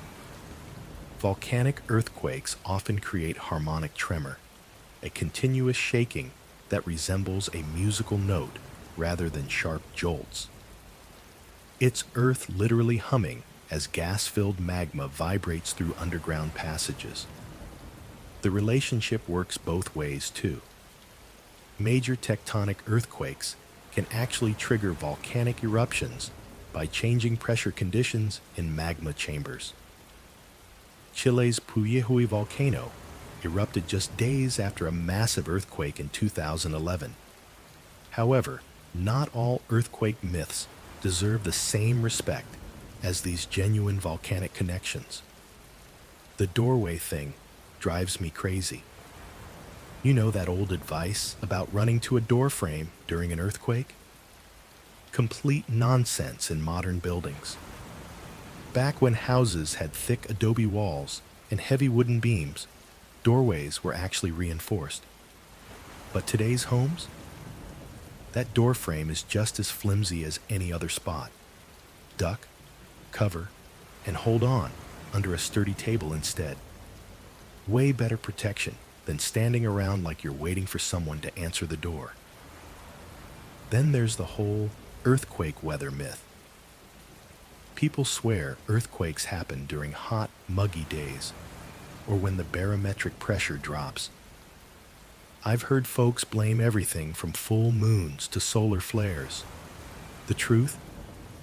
Earthquakes couldn't care less about the weather forecast.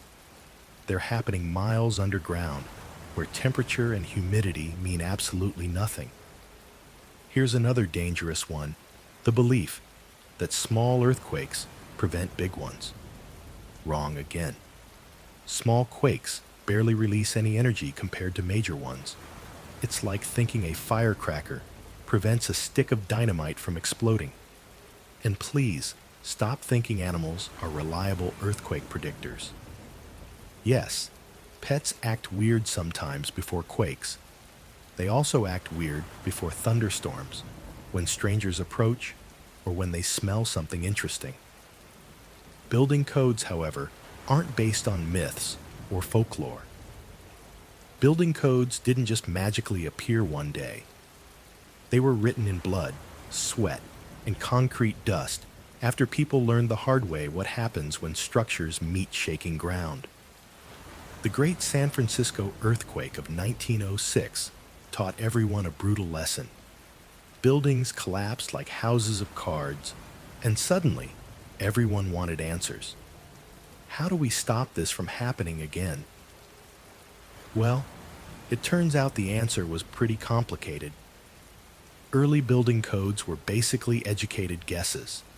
Engineers would look at what fell down, scratch their heads, and say, maybe we need thicker walls. They weren't wrong, but they weren't exactly right either.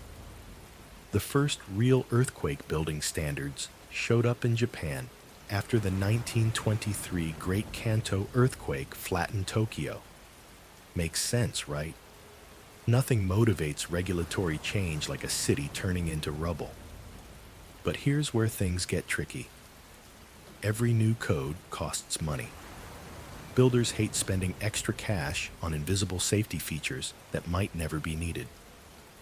Politicians don't love telling voters their houses need expensive upgrades. The result? A constant tug of war between safety experts screaming, "We need stronger buildings," and everyone else counting dollars. Each major earthquake rewrites the rulebook.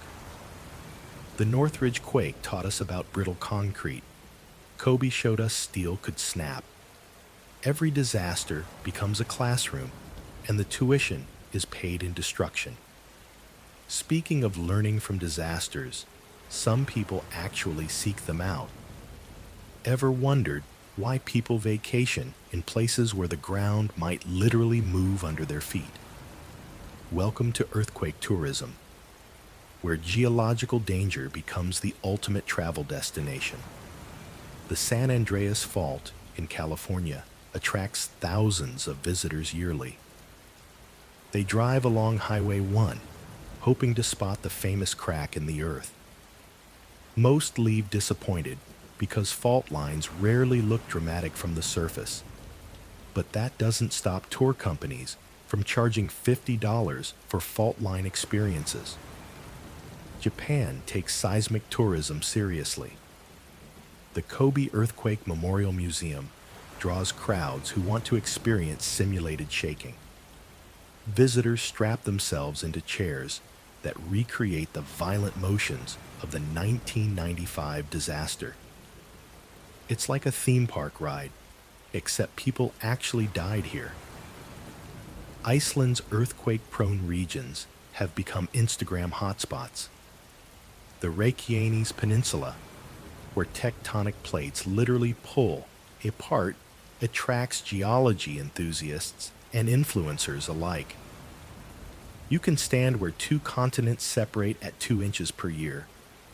Talk about slow-motion drama. Chile offers earthquake tours through regions devastated by the 2010 quake. Former disaster zones now serve wine and charge admission fees. There's something oddly compelling about standing where the earth once unleashed its fury. Then there's Turkey's fault zones, where entire ancient cities showcase earthquake damage from centuries past. But what happens when tourists encounter the real thing instead of just learning about past disasters? When an earthquake hits, your house might be solid as a rock, but the ground beneath it, that's a whole different story. Soil behaves like a drunk person trying to walk in high heels during an earthquake. Some soils amplify the shaking so much that a moderate tremor becomes a devastating disaster. Clay-rich soils are particularly notorious troublemakers. They grab onto seismic waves and shake them around like a dog with a chew toy. Then there's liquefaction, probably the most terrifying soil trick in the earthquake playbook. Picture solid ground suddenly acting like chocolate pudding. Sandy, water-saturated soils can literally turn to liquid when shaken hard enough. Buildings don't just fall down, they sink into what used to be perfectly stable earth. The 1964 Niigata earthquake in Japan showed this perfectly. Apartment buildings tilted over like dominoes, but they remained structurally intact. The soil had simply stopped being solid beneath them. Rocky ground, on the other hand, tends to be earthquake's boring cousin. It transmits waves efficiently without much drama.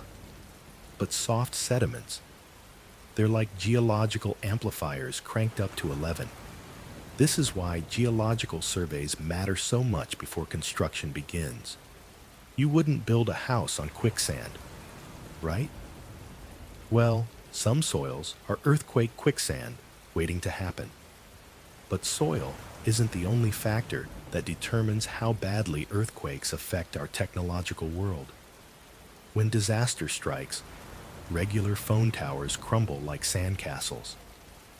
But emergency responders figured out something brilliant decades ago. Build networks that can literally bounce back from getting shaken to pieces. Ham radio operators become the unsung heroes during major earthquakes. These amateur radio enthusiasts maintain equipment that runs on car batteries and doesn't need cell towers. After the Northridge earthquake in 1994, when most communication went dark, ham radio operators were the only voices connecting hospitals with emergency services. Pretty amazing how a hobby saves lives, right? Then there's the redundancy game. Emergency services don't put all their eggs in one basket. They've got backup systems for their backup systems. Satellite phones that work when everything else fails. Mobile command centers that drive right into disaster zones. Even underground. Fiber optic cables designed to flex with the ground movement instead of snapping. The really clever part? Modern emergency networks automatically reroute signals when parts get damaged. It's like having a GPS that instantly finds new routes when roads close, except for radio waves bouncing around the country. But what happens to the human mind after experiencing these geological nightmares? The psychological scars often run deeper than the physical cracks in buildings. The ground stops shaking, but for many survivors, the real earthquake just began. Post-traumatic stress doesn't care if you escaped without a scratch. Your brain remembers every second of that helpless feeling when the earth betrayed you. Here's what makes earthquake trauma particularly cruel. Most disasters give you something to blame or avoid, but earthquakes, they attack the one thing you always trusted: solid ground. Walking becomes an act of faith again. Japanese researchers studied survivors after major quakes and found something fascinating. People who experienced longer, rolling motions actually developed less trauma than those hit by sharp, jolting shocks. Your brain apparently handles smooth betrayal better than sudden ambush. The healing process follows predictable patterns. First comes hypervigilance. Every truck rumble becomes a potential quake. Then avoidance behaviors kick in. Some people refuse to enter certain buildings or sleep on upper floors. But communities possess remarkable resilience. Neighbors who barely spoke before disasters become lifelong friends. Shared trauma creates bonds stronger than years of casual acquaintance. Recovery isn't linear, though. Anniversary reactions are real. Many survivors feel anxious when earthquake dates approach. Children often regress in their development, suddenly afraid of things they'd conquered years earlier. The human mind eventually adapts, but it never quite forgets. Speaking of adaptation, modern technology is learning to adapt too. Your internet connection might be helping detect earthquakes right now. Those fiber optic cables buried beneath city streets carry more than just your Netflix streams and video calls. They're accidentally becoming one of the most sensitive earthquake detection networks ever created. Here's the wild part. Every time the ground moves, even slightly, it stretches these hair-thin glass fibers. That stretching changes how light travels through them. Researchers figured out they could read these tiny changes like a seismic diary written in light pulses. The technology is called Distributed Acoustic Sensing, or DAS for short. Makes sense, right? Instead of needing expensive earthquake sensors every few miles, we can turn thousands of miles of existing cables into one giant earthquake detector. It's like having a stethoscope pressed against the Earth's chest, listening to every heartbeat and hiccup. But here's where it gets really clever. These cables don't just detect big earthquakes. They pick up trucks rumbling overhead, construction work, even people walking around. The challenge becomes teaching computers to recognize the difference between a delivery truck and a magnitude 4 earthquake. Spoiler alert, sometimes both feel surprisingly similar. The best part? This accidental earthquake network keeps growing every time someone installs more internet cables. While we're busy complaining about our Wi-Fi speeds, we're actually building the future of earthquake detection. Now, speaking of the sheer number of earthquakes happening, Earth never stops shaking. Not even for a second. Right now, as you're listening to this, our planet is experiencing over 1 million earthquakes every single year. That's roughly 2,800 earthquakes every single day.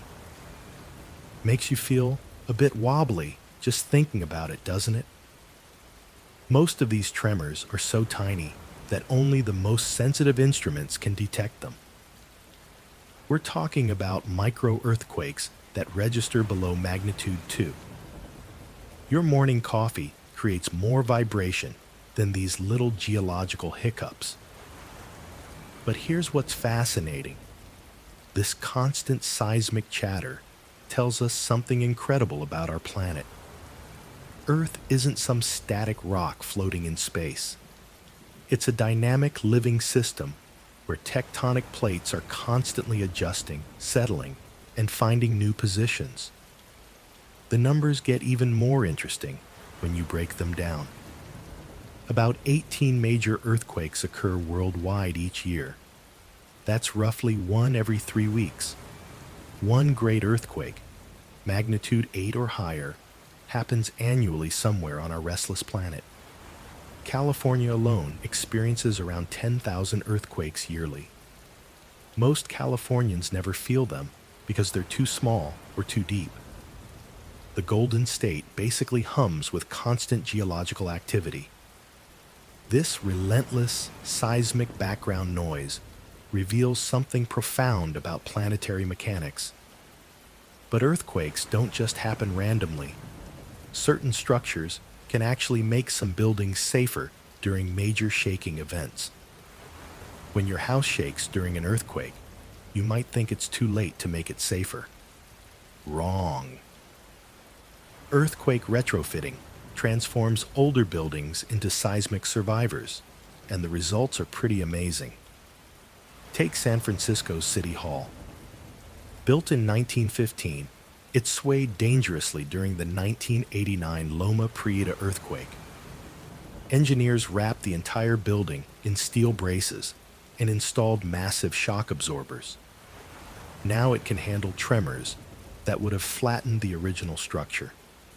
The process sounds like surgery for buildings. Engineers drill holes into concrete walls and thread steel rods through them like giant needles. They add base isolators, basically rubber and steel sandwiches that let buildings float above the shaking ground. Some retrofits use dampers that work like car shock absorbers, soaking up earthquake energy. But here's the tricky part. You're working with a patient that's already built. Imagine performing heart surgery while someone's running a marathon. You can't tear everything down and start fresh. The costs vary wildly. A simple house retrofit might cost $20,000. Major buildings?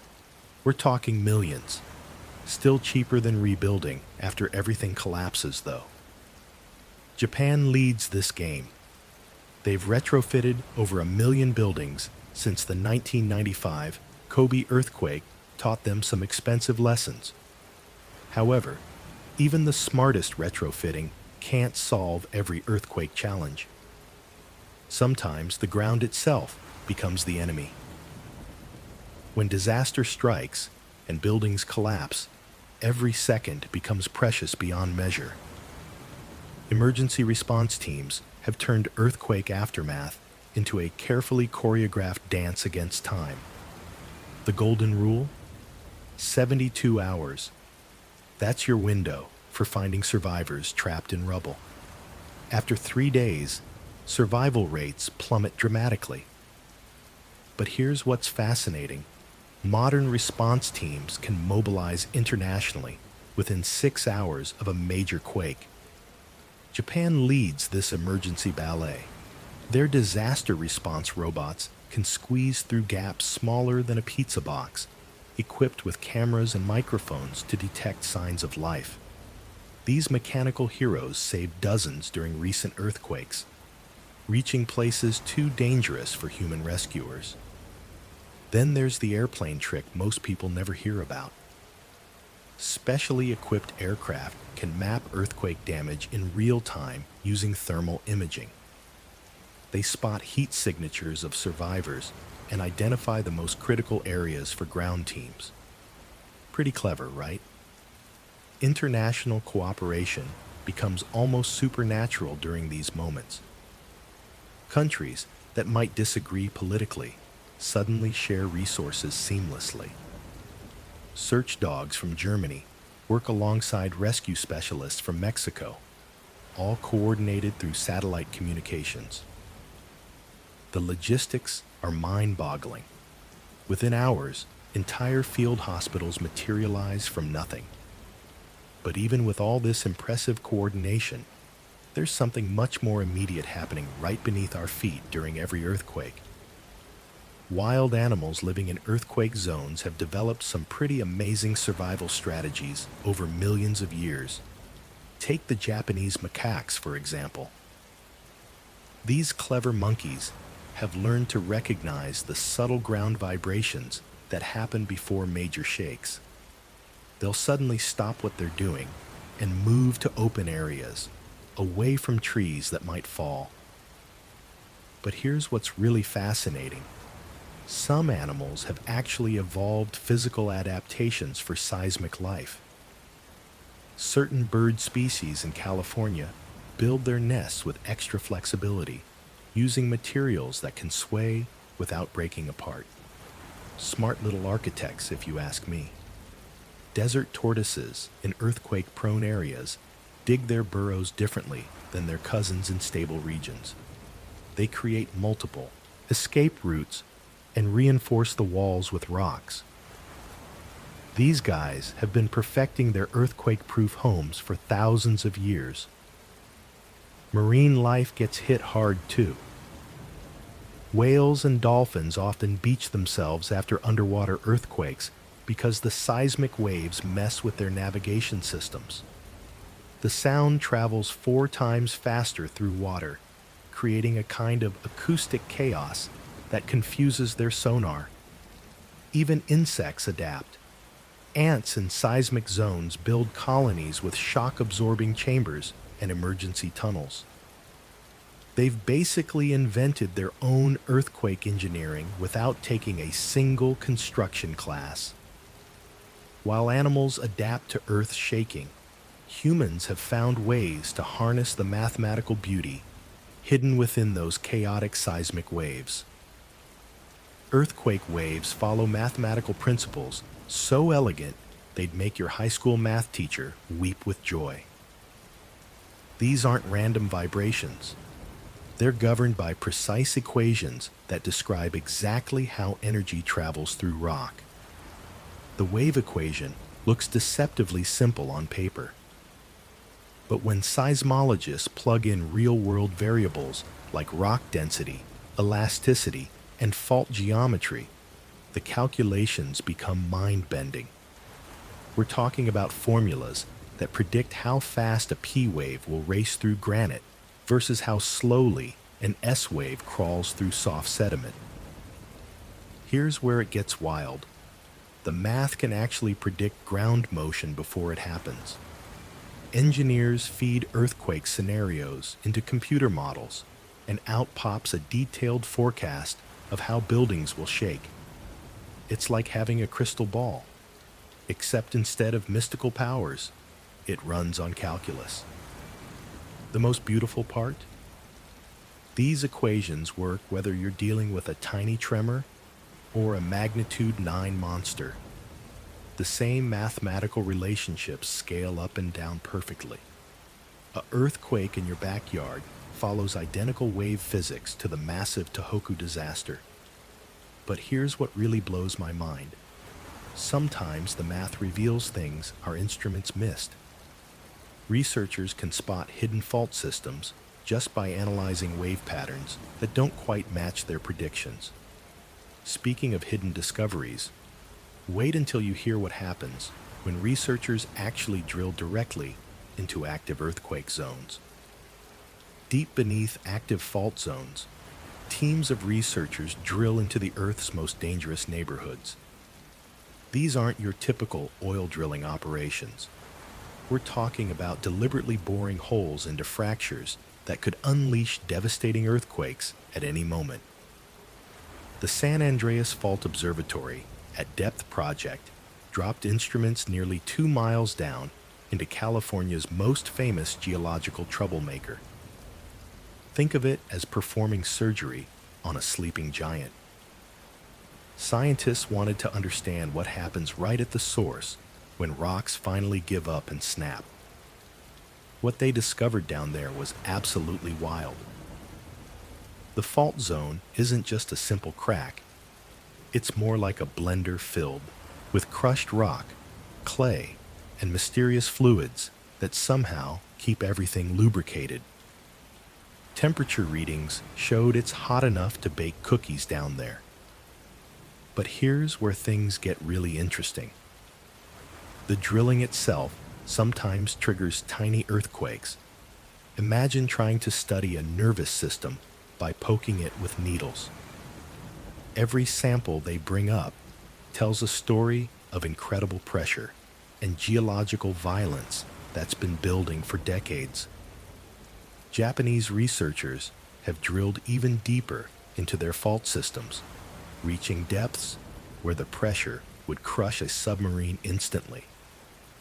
These brave geological explorers are literally touching the source of earthquakes. Speaking of geological violence, the historical record reveals some truly mind-bending earthquake disasters that reshaped entire civilizations. Throughout human history, earthquakes have left their mark on civilizations in ways that still shock us today. The 1855 Lisbon earthquake didn't just destroy buildings. It shattered the philosophical foundations of European thought.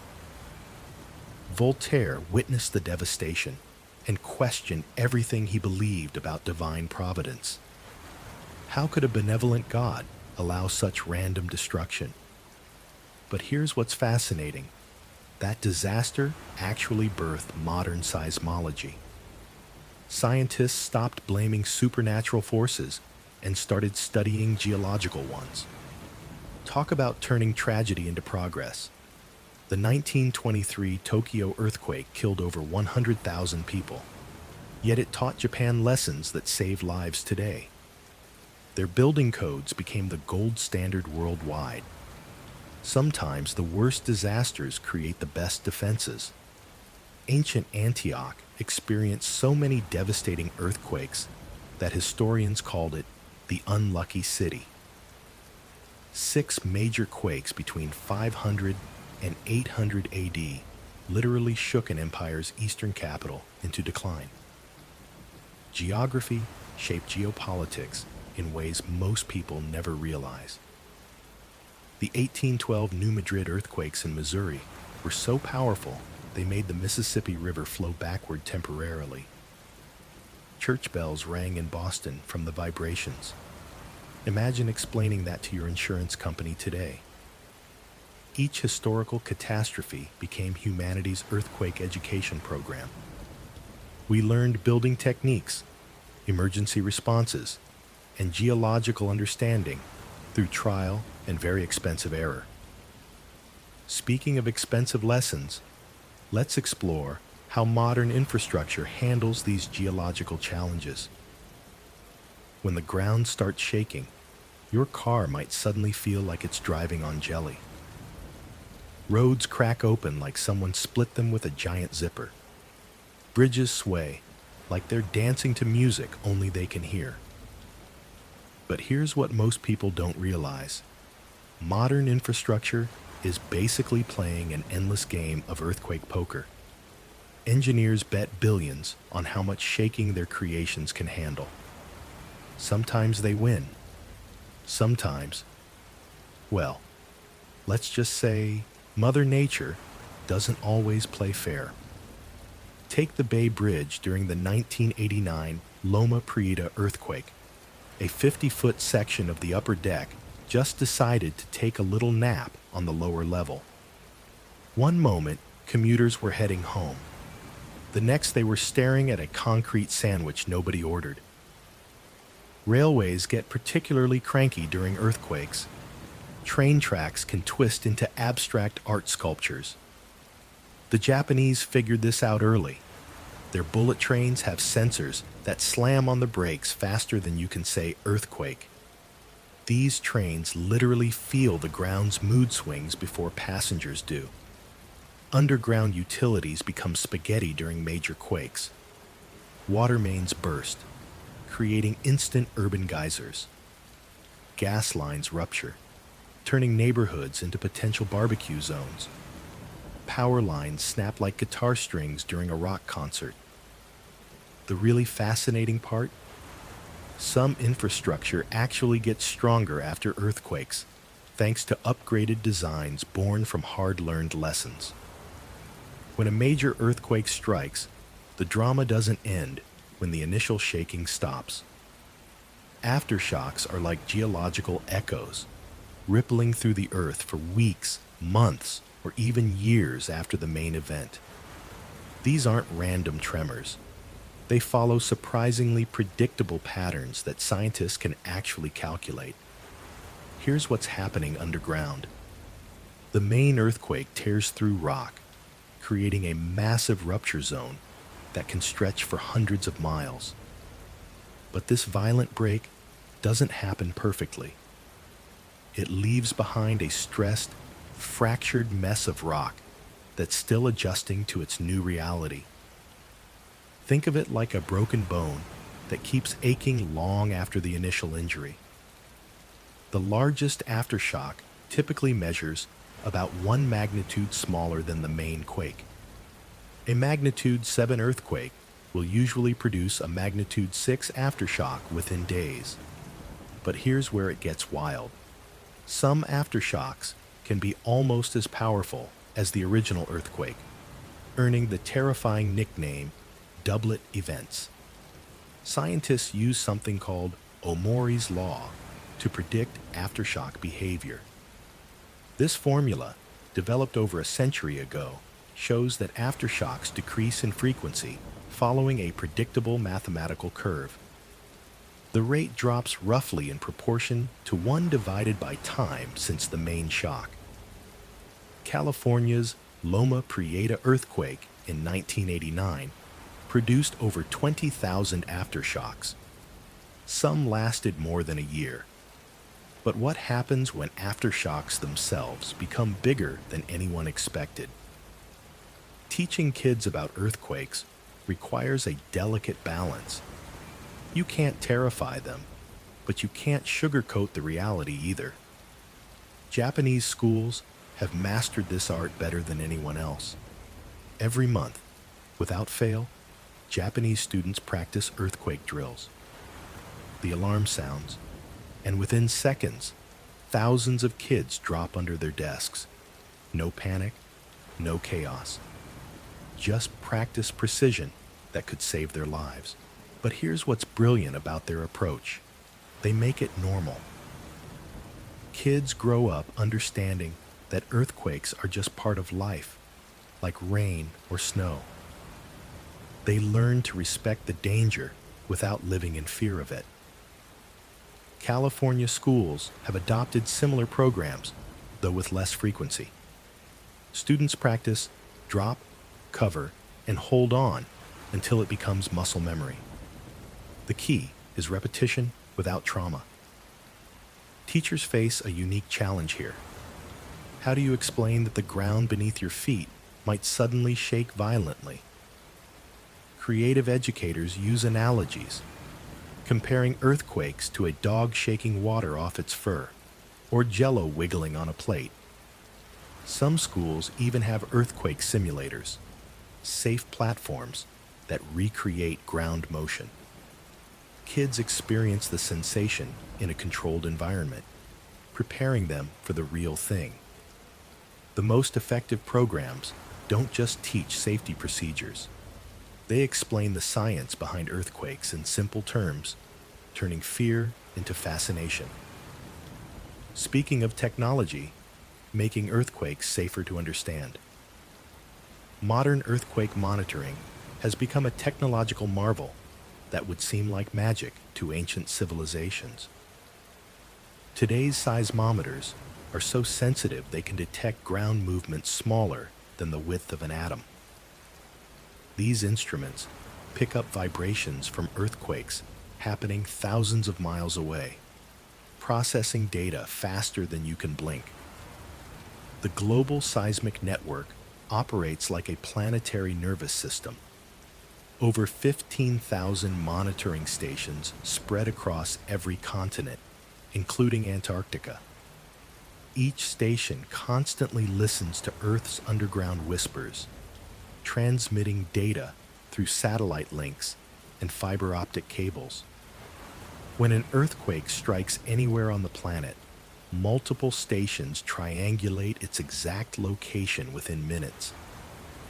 Here's what's fascinating. Some monitoring equipment repurposes existing infrastructure. Internet cables lying on ocean floors double as earthquake detectors. When seismic waves pass through, they subtly change how light travels through the fiber optics. Engineers notice this accidental discovery and now use it deliberately.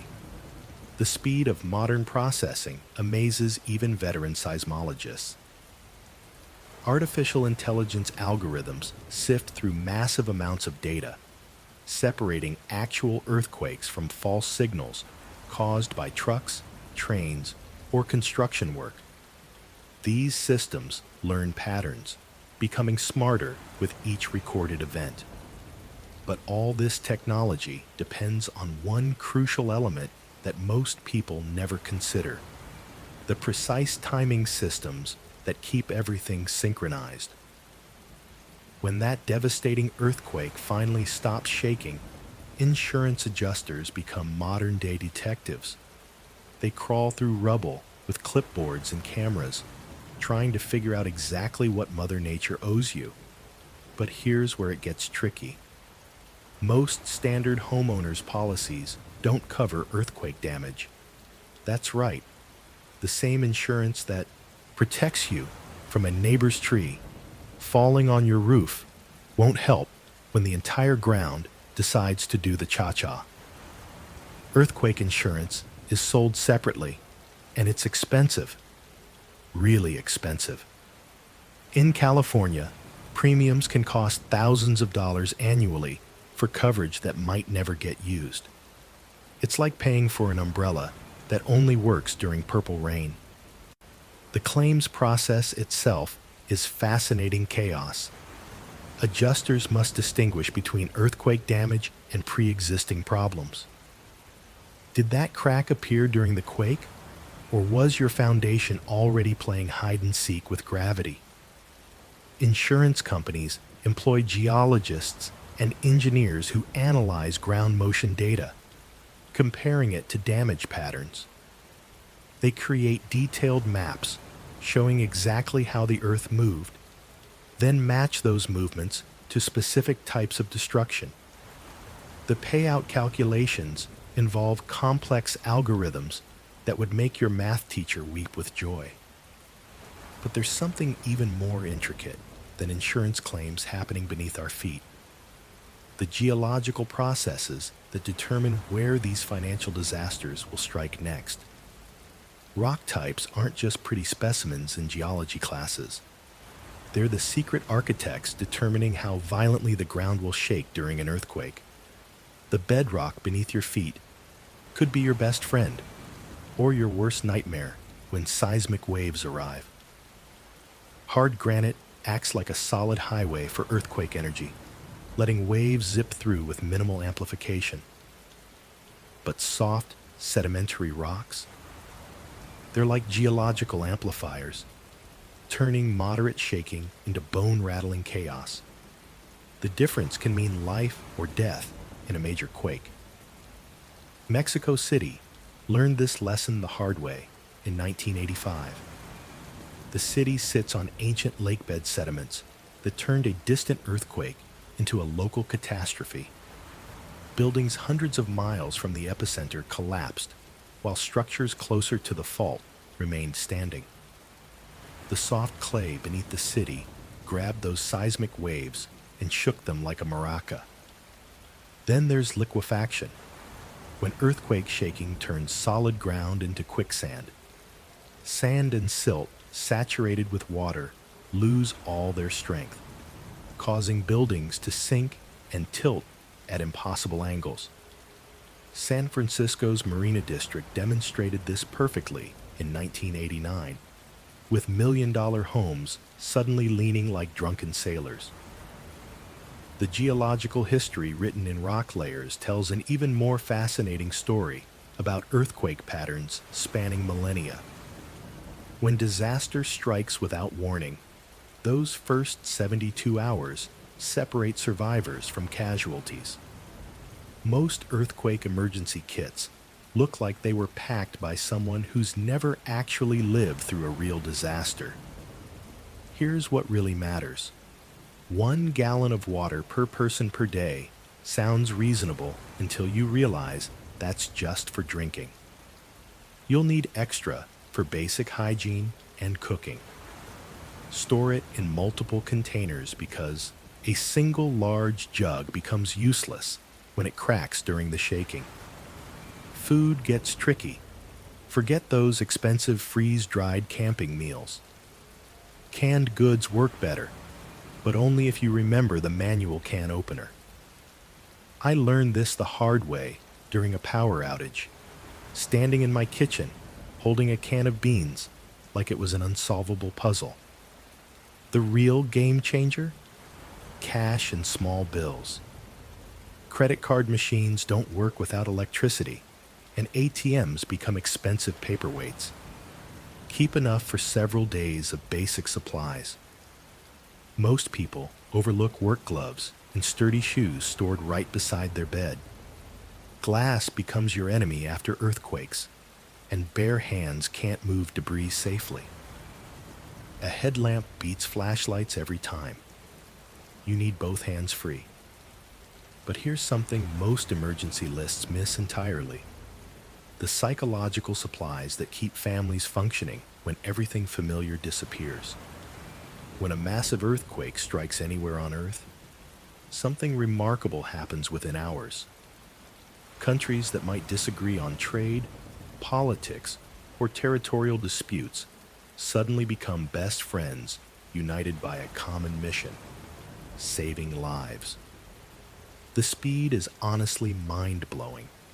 Japan's disaster response teams can be airborne within 12 hours of a major quake anywhere in the Pacific. They've got specially trained rescue dogs that can detect human heartbeats through concrete rubble. These dogs literally fly first class because their ears are too sensitive for cargo holds. Then there's this incredible thing called the International Search and Rescue Advisory Group. Sounds boring, right? Wrong. These folks coordinate rescue teams from dozens of countries, speaking different languages, but all understanding the universal language of "there's someone alive under that building." Mexico learned this during their devastating 1985 earthquake. International teams arrived so fast that some rescuers were still jet-lagged when they started pulling survivors from collapsed structures. The gratitude was so overwhelming that Mexico now sends their own teams worldwide whenever earthquakes hit. But here's what gets really interesting about international earthquake response. Sometimes the politics afterward can be almost as shaky as the ground itself. Countries compete to show who can be the most helpful, turning disaster relief into diplomatic chess matches. Speaking of money and earthquakes, the funding behind all this research reveals some surprising priorities. Money makes the earthquake world go round. The National Science Foundation drops about $50 million yearly on earthquake research in the United States alone. That's serious cash for studying something we still can't predict. Here's what gets me laughing. We spend more money researching earthquakes than some countries spend on their entire military. Japan throws around $300 million annually at earthquake studies. Makes sense when a single big quake can cost them $200 billion in damage. The funding game is brutal, though. Researchers compete like gladiators for grants. One professor told me he spends more time writing funding proposals than actually studying earthquakes. The irony? We need money to understand disasters that destroy money. Private companies chip in too. Insurance giants fund research because every earthquake fact could save them millions in claims. Tech companies invest heavily since their data centers sit on shaky ground. Even Hollywood occasionally funds studies. They want their disaster movies to look realistic. But here's the weird economics part. Earthquake research gets the most funding right after major disasters. Politicians suddenly care about seismology when buildings are pancaked on the evening news. Then interest fades until the next big shake. Speaking of big shakes, the theories explaining why earthquakes happen have evolved dramatically over centuries. Our understanding of earthquakes has taken quite the journey. Ancient Greeks blamed Poseidon's temper tantrums. Romans thought underground winds were throwing geological fits. The Chinese had giant tortoises supporting the world, presumably with very sore backs. Then came the 1700s, and everything changed. The Great Lisbon Earthquake of 1755 didn't just level buildings, it leveled old ideas about divine punishment. Philosophers started asking uncomfortable questions. Why do earthquakes hit the devout just as hard as sinners? But here's where science got serious. By the 1800s, researchers were measuring ground movement, cataloging patterns, connecting dots. Charles Darwin himself got shaken up in Chile and started thinking about how the Earth actually works. The real breakthrough came in the 1960s with plate tectonics. Suddenly, earthquakes weren't random acts of geological violence. They were the inevitable result of massive rock slabs playing bumper cars at continental speeds. We've gone from dragon myths to understanding subduction zones, from blaming angry gods to calculating stress accumulation on fault surfaces. Yet despite all this progress, earthquakes still surprise us. They humble our predictions and remind us that Earth keeps plenty of secrets. Speaking of secrets, modern computers are revealing earthquake mysteries that would blow those ancient philosophers' minds completely. Modern computers can simulate entire earthquakes before they happen. These virtual tremors help engineers test buildings without destroying anything real. Pretty clever, right? The software works by breaking the ground into millions of tiny pieces, then calculating how each piece moves during shaking. It's like having a crystal ball that shows exactly what an earthquake will do to your neighborhood. Some programs can model a magnitude 8 quake hitting downtown Los Angeles with scary accuracy. Engineers feed these digital earthquakes into virtual skyscrapers to see where they'll crack. The computer shakes the building over and over, trying different earthquake scenarios. One simulation might test gentle rolling motions. Another unleashes violent jolts that would make a paint mixer jealous. Here's what gets really interesting. These programs can create earthquakes that haven't happened yet. Scientists input geological data about fault lines, then let the computer generate thousands of possible future quakes. It's like Netflix for natural disasters, but way more useful. The coolest part? Some software runs so fast it can simulate a 30-second earthquake in just minutes. Emergency planners use these tools to figure out which neighborhoods need the most help after the big one hits. But even the fanciest computer models have their limits. They can predict how buildings might behave, but capturing human memory reveals something else entirely about earthquake experiences. Throughout history, earthquakes have left more than just physical scars on our planet. They've carved deep grooves into human memory, becoming part of our collective storytelling DNA. In Japan, families still pass down stories from the Great Kanto earthquake of 1923. Grandparents describe the ground liquefying beneath their feet, turning solid earth into something that behaved like angry soup. These aren't just horror stories. They're survival manuals disguised as family folklore. But here's what's fascinating. Cultures that live with frequent earthquakes develop completely different memory patterns than those that experience them rarely. Californians joke about their morning tremors, treating them like unwelcome alarm clocks. Meanwhile, people in earthquake-rare regions remember every tiny shake for decades. Native American tribes along the Pacific Northwest coast have oral traditions spanning over 300 years, accurately describing massive tsunamis that modern geologists only recently confirmed through soil samples. Their stories weren't myths. They were geological textbooks written in narrative form. The strangest part? Cultures often remember earthquakes that never happened, creating false memories from collective anxiety. Entire communities will swear they felt shaking during events that occurred hundreds of miles away. These memory patterns reveal something profound about human psychology. We don't just experience earthquakes, we inherit them through generations of storytelling. Speaking of inheritance, some researchers are discovering that earthquake trauma might actually leave traces in laboratory settings.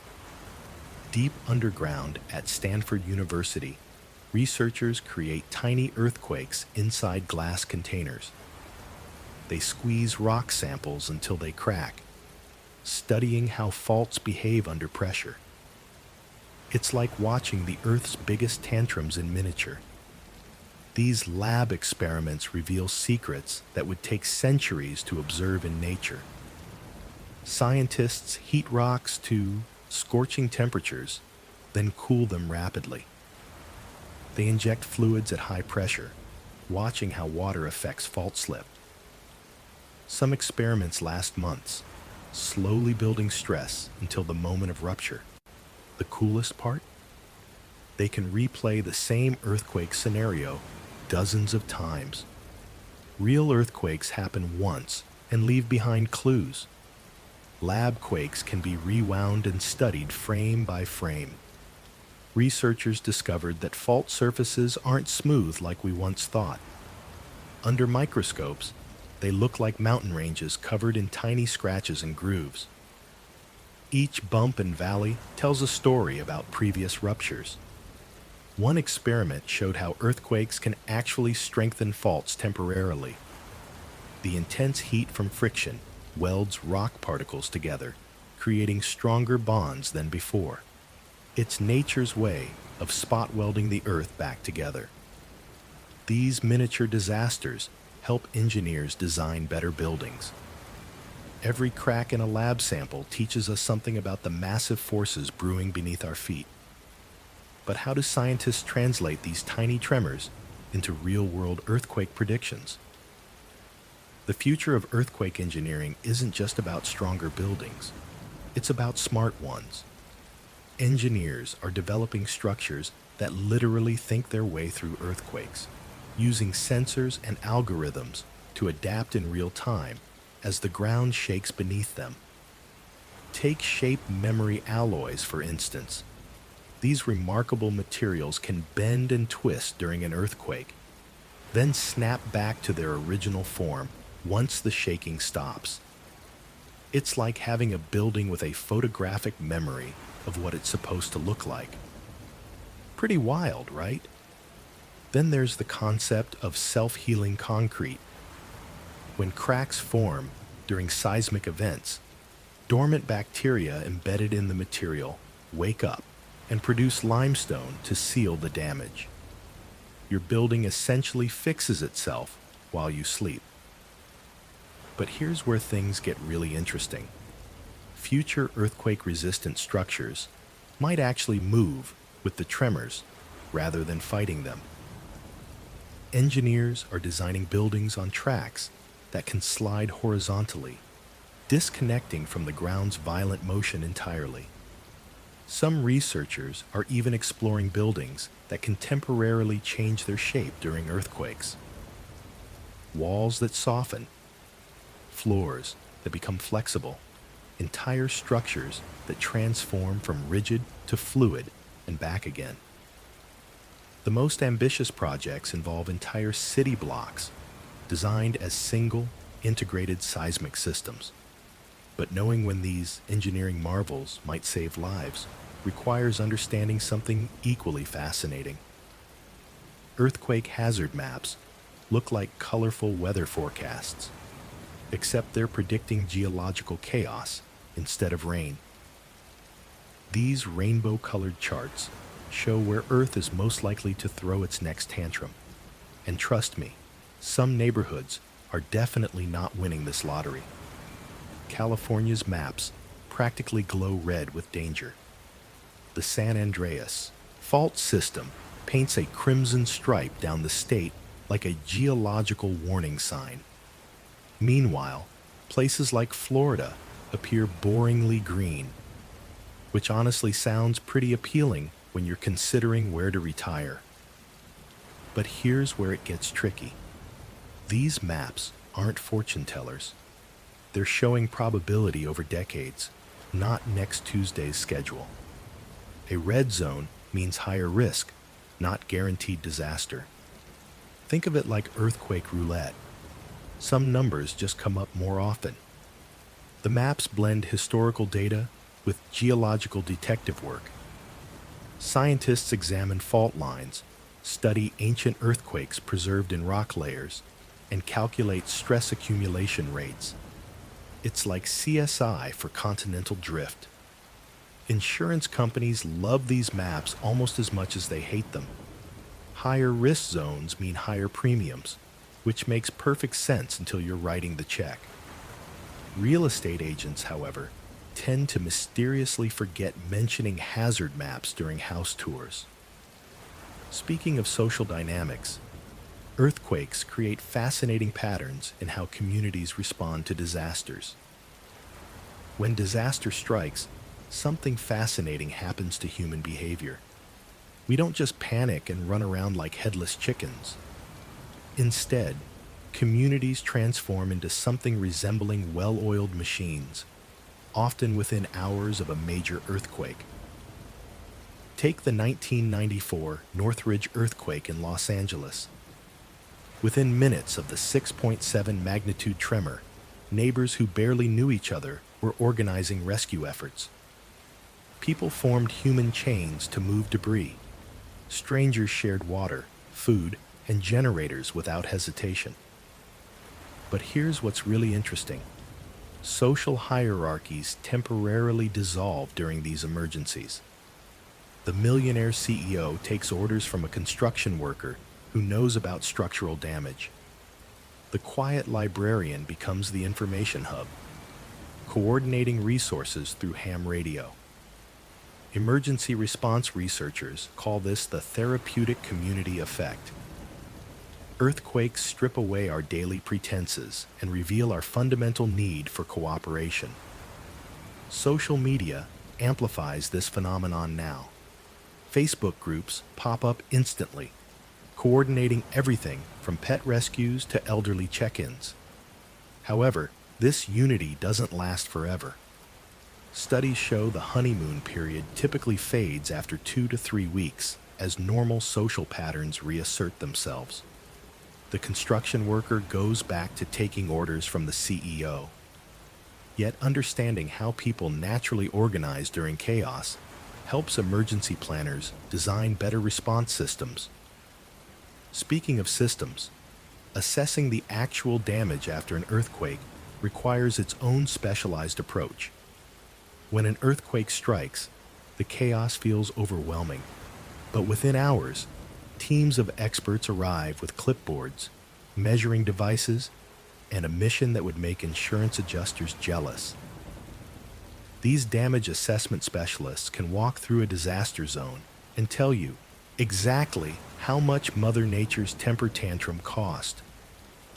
The process starts with something called rapid visual screening. Engineers literally walk street by street, tagging buildings with colored placards. Green means safe to enter. Yellow means proceed with caution.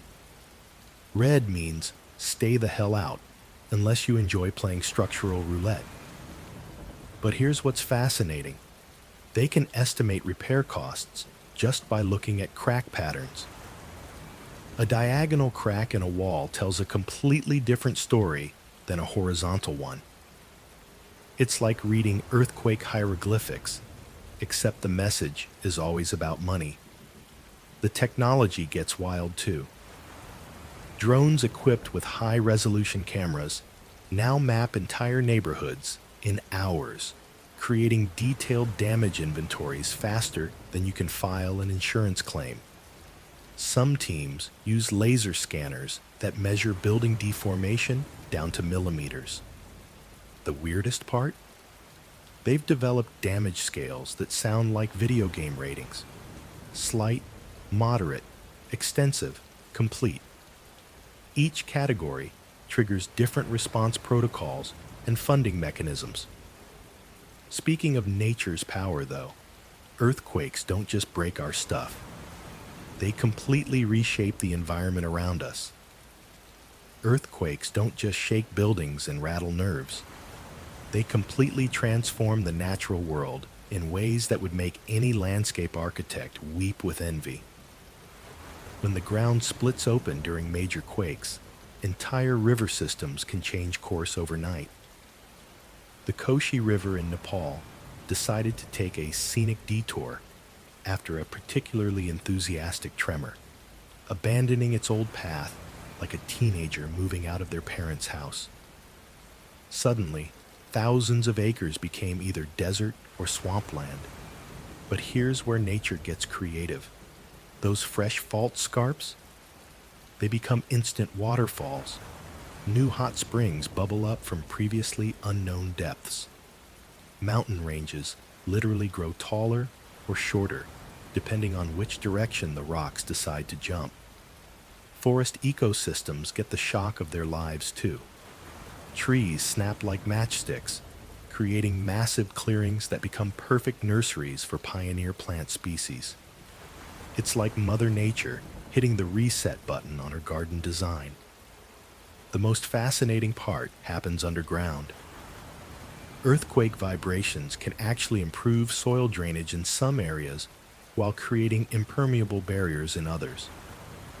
Farmers sometimes discover their wells have mysteriously dried up or started flowing again after major shakes.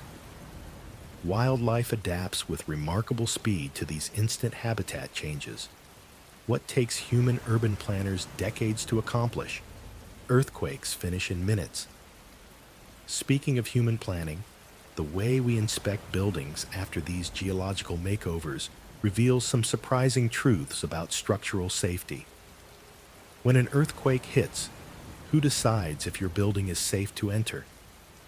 Professional structural engineers, armed with flashlights, measuring tools, and years of training, become geological detectives within hours of major tremors. These post-earthquake inspectors face a peculiar challenge. They must determine whether invisible damage lurks behind seemingly intact walls. A building might look perfectly fine from the street, while harboring dangerous structural weaknesses that could collapse during the next aftershock. The inspection process follows a color-coded system that sounds almost cheerful. Green tags mean occupancy permitted. Your building passed the earthquake test. Yellow tags indicate limited entry. Proceed with extreme caution. Red tags spell immediate evacuation. This structure could kill you. But here's what most people don't realize. These inspectors often make life or death decisions based on 15-minute visual assessments. They're looking for telltale signs, like new cracks in concrete, doors that no longer close properly, or walls that have shifted even slightly off their foundations. The most experienced inspectors develop an almost supernatural ability to sense structural distress. They'll run their hands along walls, feeling for subtle bulges, or notice that a staircase now creaks in a different pattern than before the earthquake. However, even the best human eye can miss hidden damage that only sophisticated equipment reveals. When an earthquake hits, your body feels like you're riding the world's most terrifying roller coaster. But what's actually happening beneath your feet is pure physics in action. Earthquake energy doesn't just shake the ground randomly. It travels in distinct wave patterns, each with its own personality and speed. The primary waves, or P waves, race through rock at 15,000 miles per hour. They compress and stretch the earth like an accordion, arriving first with a sharp jolt that makes you think, was that an earthquake? Then come the secondary waves.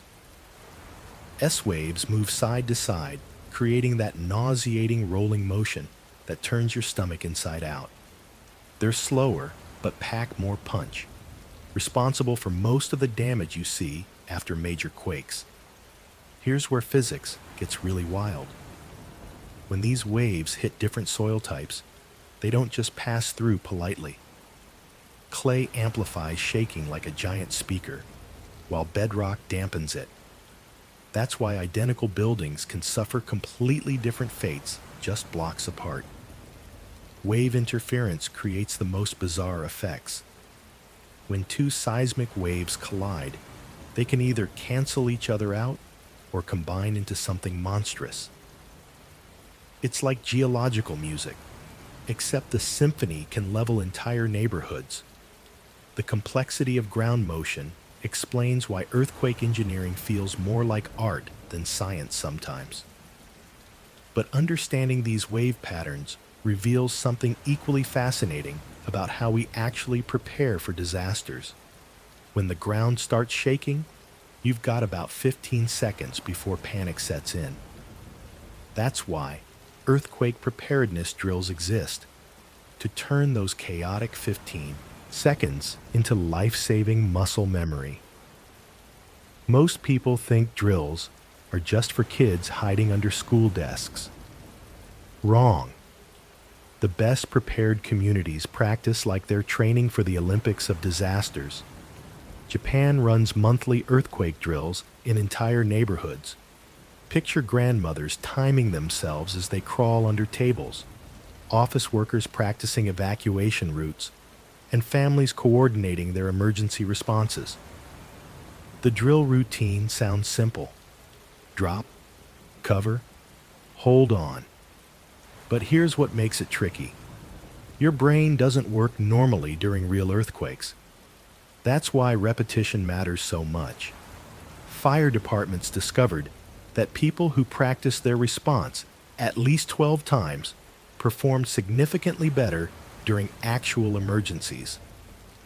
Some communities get creative with their preparation. California schools hold shakeout events where millions of people practice simultaneously. It's like a flash mob, except everyone's hiding under furniture instead of dancing. The weirdest part? People who regularly practice earthquake drills report feeling less anxious about living in seismic zones. Repetition breeds confidence, even when you're preparing for something completely unpredictable. But earthquakes shaped more than just our emergency responses. They actually influenced how entire fields of knowledge developed over centuries. The story of earthquake science reads like a detective novel that took 3 centuries to solve. Back in the 1600s, people blamed everything from underground winds to divine punishment for making the ground shake. They had no clue what was really happening beneath their feet. Then came the Lisbon earthquake of 1755. This disaster killed 60,000 people and shocked European intellectuals into asking serious questions. Philosophers like Voltaire couldn't ignore such massive destruction anymore. The age of supernatural explanations was crumbling faster than poorly built houses. Enter the real heroes, obsessive record keepers. Monks in monasteries started documenting every tremor they felt. Japanese scholars began tracking patterns. These early earthquake detectives noticed something fascinating. The shaking wasn't random chaos. There were patterns hiding in the geological madness. The breakthrough came in 1857 when Robert Mallet coined the term seismology. This Irish engineer figured out how to calculate earthquake epicenters using arrival times. Brilliant, right? He basically invented earthquake triangulation with just pocket watches and careful observations. But here's where things get really exciting. Charles Darwin experienced a massive Chilean earthquake in 1835 and wrote detailed descriptions that helped scientists understand ground motion. Even evolutionary theory got a seismic boost from earthquake research.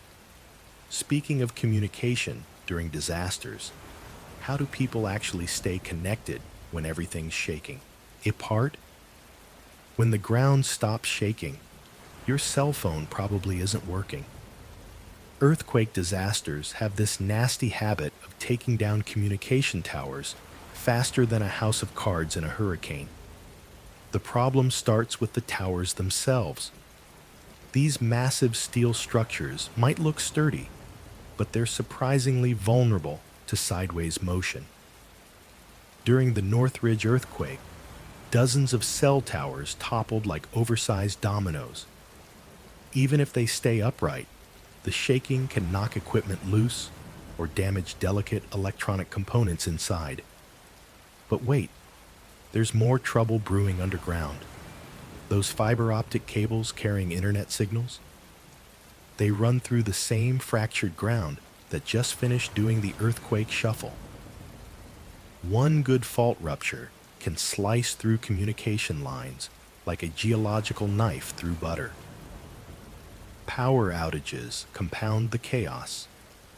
Cell towers need electricity to function, and earthquakes love knocking out power grids. Backup generators help for a while, but they eventually run dry. Meanwhile, everyone with a working phone tries calling simultaneously, creating massive network congestion. Emergency responders face their own communication nightmare. Radio systems can fail just when they're needed most. Some agencies now use satellite phones as backup, though these aren't foolproof either. The real heroes? Ham radio operators. These dedicated volunteers often become the only reliable communication link between disaster areas and the outside world. Speaking of reliable connections, scientists have discovered fascinating ways that earthquakes actually help create better monitoring systems. Money talks, and when it comes to earthquakes, it screams. The economics of earthquake preparedness reveal a fascinating paradox that keeps financial experts awake at night. Consider this. Retrofitting one building costs around $50,000. Rebuilding after collapse? Try $2 million. Yet most property owners choose the gamble over the guarantee. Why? Because humans are terrible at calculating risks that feel distant. California learned this lesson the expensive way. After the Northridge earthquake in 1994, insurance companies paid out $12 billion in claims. That's enough money to retrofit every vulnerable building in Los Angeles twice over. But here's the twisted part. Insurance premiums skyrocketed so high that many homeowners simply dropped their earthquake coverage entirely. The Japanese take a different approach. They invest heavily up front, spending about 3% of their GDP on earthquake preparedness annually. Expensive? Absolutely. But when the big ones hit, their economy bounces back faster than a rubber ball.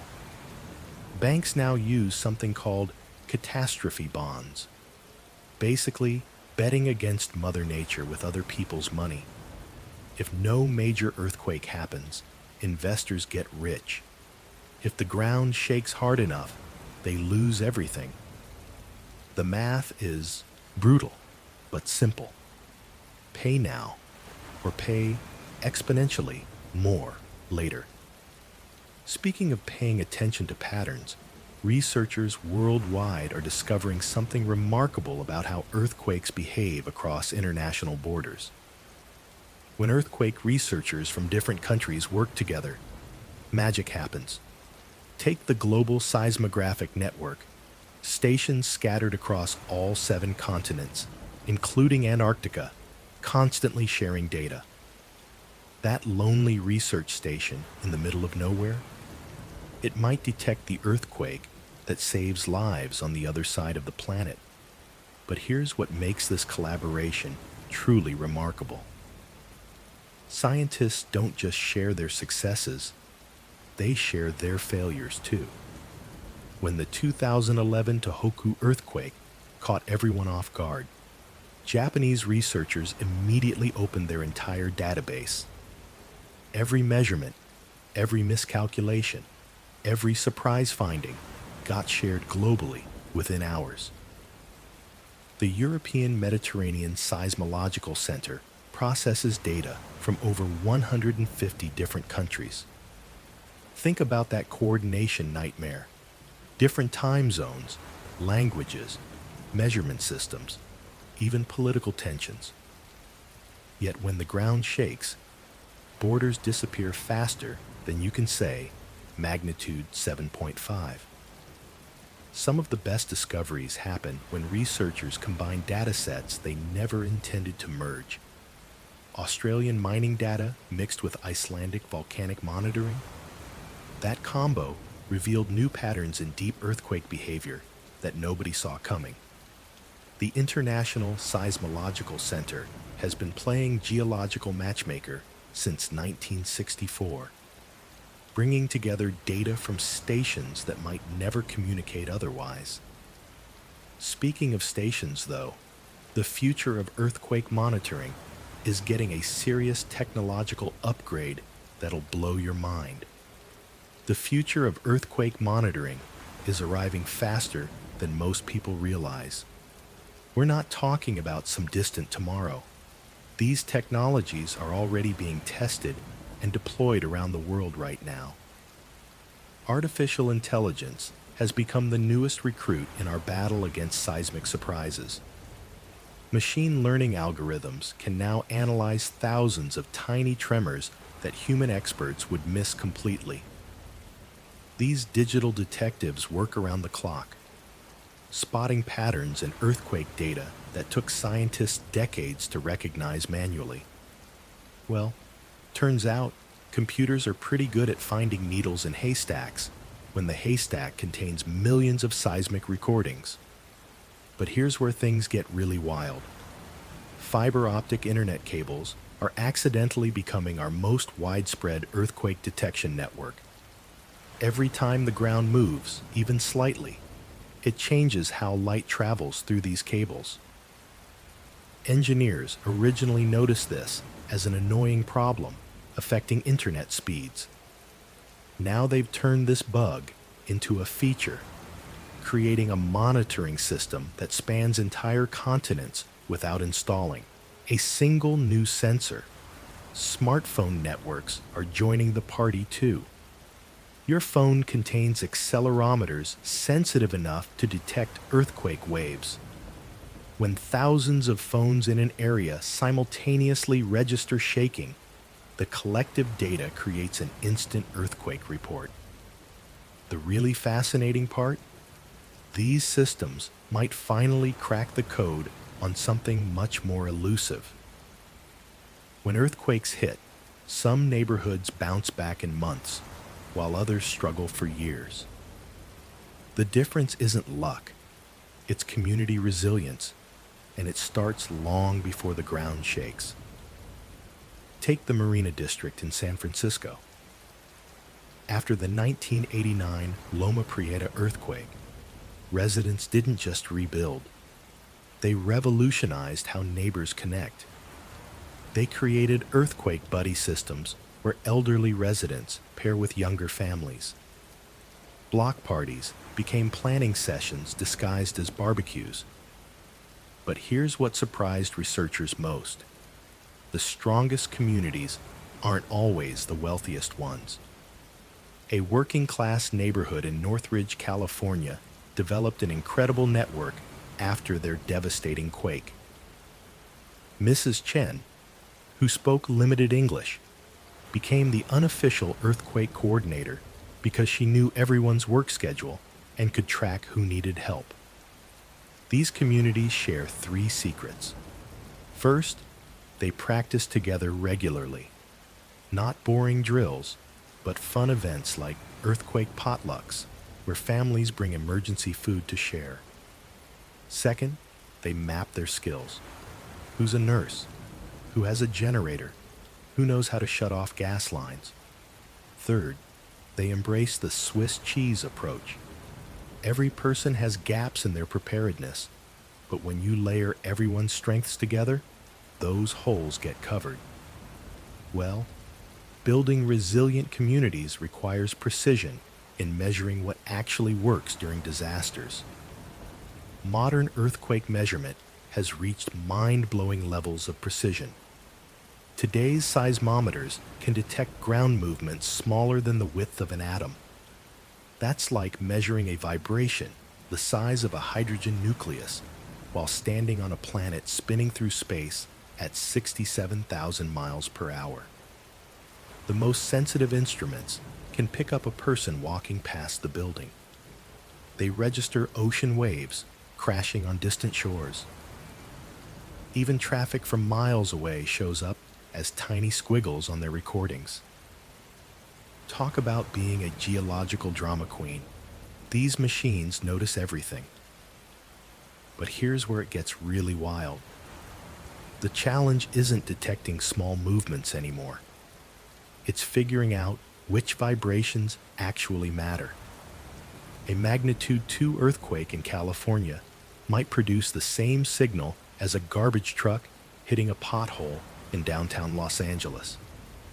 Engineers spend countless hours teaching computers the difference between legitimate earthquakes and urban noise. The newest generation of sensors uses laser interferometry. They bounce light beams back and forth, measuring how earthquake waves stretch and compress space itself. When the ground moves, it literally changes the distance light travels. Einstein would be proud. We're using relativity to study earthquakes. This incredible precision creates an unexpected problem, though. With such sensitive equipment, researchers are drowning in data, trying to separate the meaningful signals from planetary background chatter. Speaking of meaningful information, earthquake education has evolved far beyond simple safety pamphlets. Learning about earthquakes doesn't have to feel like cramming for a geology exam. The best educational materials make complex ground-shaking science feel as approachable as your favorite bedtime story. Children's earthquake safety books use colorful characters to teach drop, cover, and hold on without triggering nightmares. One popular series features a friendly cartoon turtle who shows kids how to protect themselves during tremors. Smart approach, right? Museums have revolutionized earthquake education with hands-on exhibits. The California Academy of Sciences lets visitors experience simulated shaking on their earthquake platform. People laugh nervously as they wobble around, but they remember the lesson far better than any textbook chapter. Online resources now gamify seismic learning. Apps let users trigger virtual earthquakes and watch how different building designs respond. Players quickly discover why flexible structures survive while rigid ones crumble. It's like playing SimCity, but with actual physics consequences. Emergency management agencies produce surprisingly engaging videos that go viral on social media. Who knew earthquake preparedness could be entertaining? These resources use humor and memorable scenarios rather than dry statistics and fear tactics. The most effective educational materials tell stories rather than recite facts. They transform abstract geological concepts into relatable human experiences. But even with all these creative teaching tools, there's something fascinating about how earthquakes distribute themselves across our planet's surface. When you look at a world map of earthquake activity, something fascinating jumps out immediately. The dots aren't scattered randomly like sprinkles on a cupcake. They form incredibly clear patterns that reveal the hidden architecture of our planet. Most earthquakes cluster along what geologists call the Ring of Fire around the Pacific Ocean. This isn't just a catchy name. It's where roughly 90% of all earthquakes happen. The western coasts of North and South America light up like Christmas trees on seismic maps. Japan, Indonesia, the Philippines, and New Zealand all sit squarely in this geological hot zone. But here's what's really wild. If you drew lines connecting these earthquake clusters, you'd be tracing the edges of massive tectonic plates. It's like the Earth is showing us its internal puzzle pieces through trembling ground. The Mediterranean region creates another distinct earthquake belt, stretching from Spain through Turkey and into the Middle East. This zone marks where the African plate slowly crashes into Europe, creating everything from the Alps to frequent Greek tremors. Then, there are the geological dead zones. Most of Australia sits eerily quiet. Large chunks of Canada and Siberia barely register a rumble. Antarctica, despite being a massive continent, experiences surprisingly few earthquakes. These patterns aren't random. They reveal exactly how our planet rebuilds itself through controlled destruction. Speaking of rebuilding, communities in these active zones have developed remarkable strategies for bouncing back from seismic disasters. When disaster strikes, the shaking stops, but the real work just begins. Earthquake recovery planning isn't about hoping for the best. It's about preparing for the inevitable chaos that follows. Most people think recovery starts after the earthquake hits. Wrong. The smartest communities plan their comeback decades before the ground ever moves. They map out everything from temporary housing locations to which grocery stores will reopen first. Japan takes this seriously. After every major quake, they don't just rebuild, they rebuild better. Their recovery plans include detailed timelines spanning 20 years. They know exactly which schools will serve as shelters, which roads will carry emergency supplies, and even which convenience stores should stock extra rice balls. The weirdest part? Some cities practice their recovery like actors rehearsing a play. They simulate entire post-earthquake scenarios, complete with fake injured citizens and pretend supply shortages. These dress rehearsals reveal problems nobody considered, like where to put all the earthquake debris. Recovery planning also means accepting uncomfortable truths. Some neighborhoods might not get rebuilt at all. Others will transform completely. The community that emerges from major earthquake recovery rarely looks like the one that existed before. But here's something fascinating. While communities plan for decades ahead, the technology helping them communicate these plans evolves at lightning speed. Modern earthquake research has transformed from simple ground-shaking observations to a digital powerhouse that would make Silicon Valley jealous. Seismologists now use machine learning algorithms to analyze millions of data points faster than you can say aftershock. These computer programs can spot patterns in seismic data that human eyes would miss, even after decades of staring at squiggly lines. Cloud computing has revolutionized how earthquake information spreads globally. When a major quake hits Japan, researchers in California know about it within seconds. That's faster than most people check their morning emails. The data flows through fiber optic networks that ironically double as earthquake detectors themselves. Smartphone apps have turned every phone owner into a potential seismometer.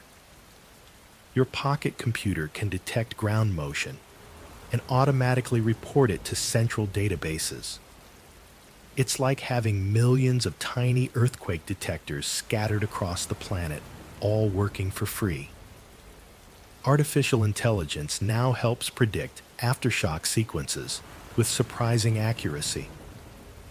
These smart systems learn from every earthquake, constantly improving their forecasting abilities. They're getting scary good at it too. But here's what's fascinating about all this technological wizardry. The biggest challenge isn't collecting earthquake data anymore. The real challenge is communicating that complex information to regular people who just want to know if they're safe. And that communication challenge reveals something unexpected about human psychology. Getting earthquake risk information to the public sounds simple enough. Just tell people their area might shake, right? Wrong. The reality is way more complicated than posting a few warning signs. Take California's approach. They don't just say, earthquakes happen here. Instead, they use probability maps showing a 72% chance of a magnitude 6.7 or greater quake hitting the Bay Area by 2050. But here's the problem. Most people hear 72% and think either definitely happening tomorrow or probably never happening to me. Risk communication experts have discovered something fascinating. People living directly on the San Andreas Fault often worry less about earthquakes than folks living hundreds of miles away in supposedly safer zones. Daily exposure breeds familiarity, and familiarity breeds complacency. Then there's the challenge of explaining magnitude scales. When experts say a 7.0 is 10 times stronger than a 6.0, many people nod along without truly grasping what that means for their kitchen cabinets or their children's school building. Japan tackles this differently. They focus less on numbers and more on actions. Their public campaigns emphasize what you should do, not what might happen. Simple messages work better than complex statistics, but even the best communication faces one fundamental challenge: the human brain's relationship with uncertainty itself. The biggest puzzle facing earthquake researchers today: we still can't predict exactly when the next big one will hit. After decades of studying fault lines, monitoring microtremors, and analyzing patterns, the best seismologists can only give us probabilities. It's like trying to predict which piece of popcorn will pop next in a hot pan. Machine learning algorithms are now crunching massive data sets, searching for subtle patterns humans might miss. Some researchers are tracking groundwater levels, others monitor atmospheric changes, and a few are even studying the behavior of electrons in rocks before they fracture. None of these approaches have cracked the code yet. The challenge isn't just technical, it's philosophical. Earth's crust operates on geological timescales that dwarf human experience. A fault might store stress for centuries before releasing it in seconds. That's like watching a movie in extreme slow motion, then trying to predict when someone will blink. Climate change adds another wrinkle. Rising sea levels and changing precipitation patterns might influence earthquake timing in ways we're only beginning to understand. Some scientists suspect that as ice sheets melt, the reduced weight could trigger more seismic activity in certain regions. Then there's the human factor. As our cities grow larger and more complex, even small earthquakes pose greater risks. The race isn't just about prediction. It's about learning to live gracefully with uncertainty while Earth continues its ancient, restless dance beneath our feet. After 99 chapters of earthquakes rattling our minds, let's take a breath. We've journeyed through ancient myths and modern science, from moonquakes to mega disasters. But here's what strikes me most about all these facts. Humans are remarkably adaptable creatures. We build cities on fault lines. We raise families knowing the ground might shake tomorrow. In Japan, children practice earthquake drills like fire drills. Californians joke about earthquake weather while retrofitting their homes. It's almost absurd when you think about it. The Earth will keep shaking. That's not negotiable. Our planet has been restless for billions of years, and it's not stopping anytime soon. Every day brings roughly 3,000 earthquakes worldwide. Most we never feel, but they're happening.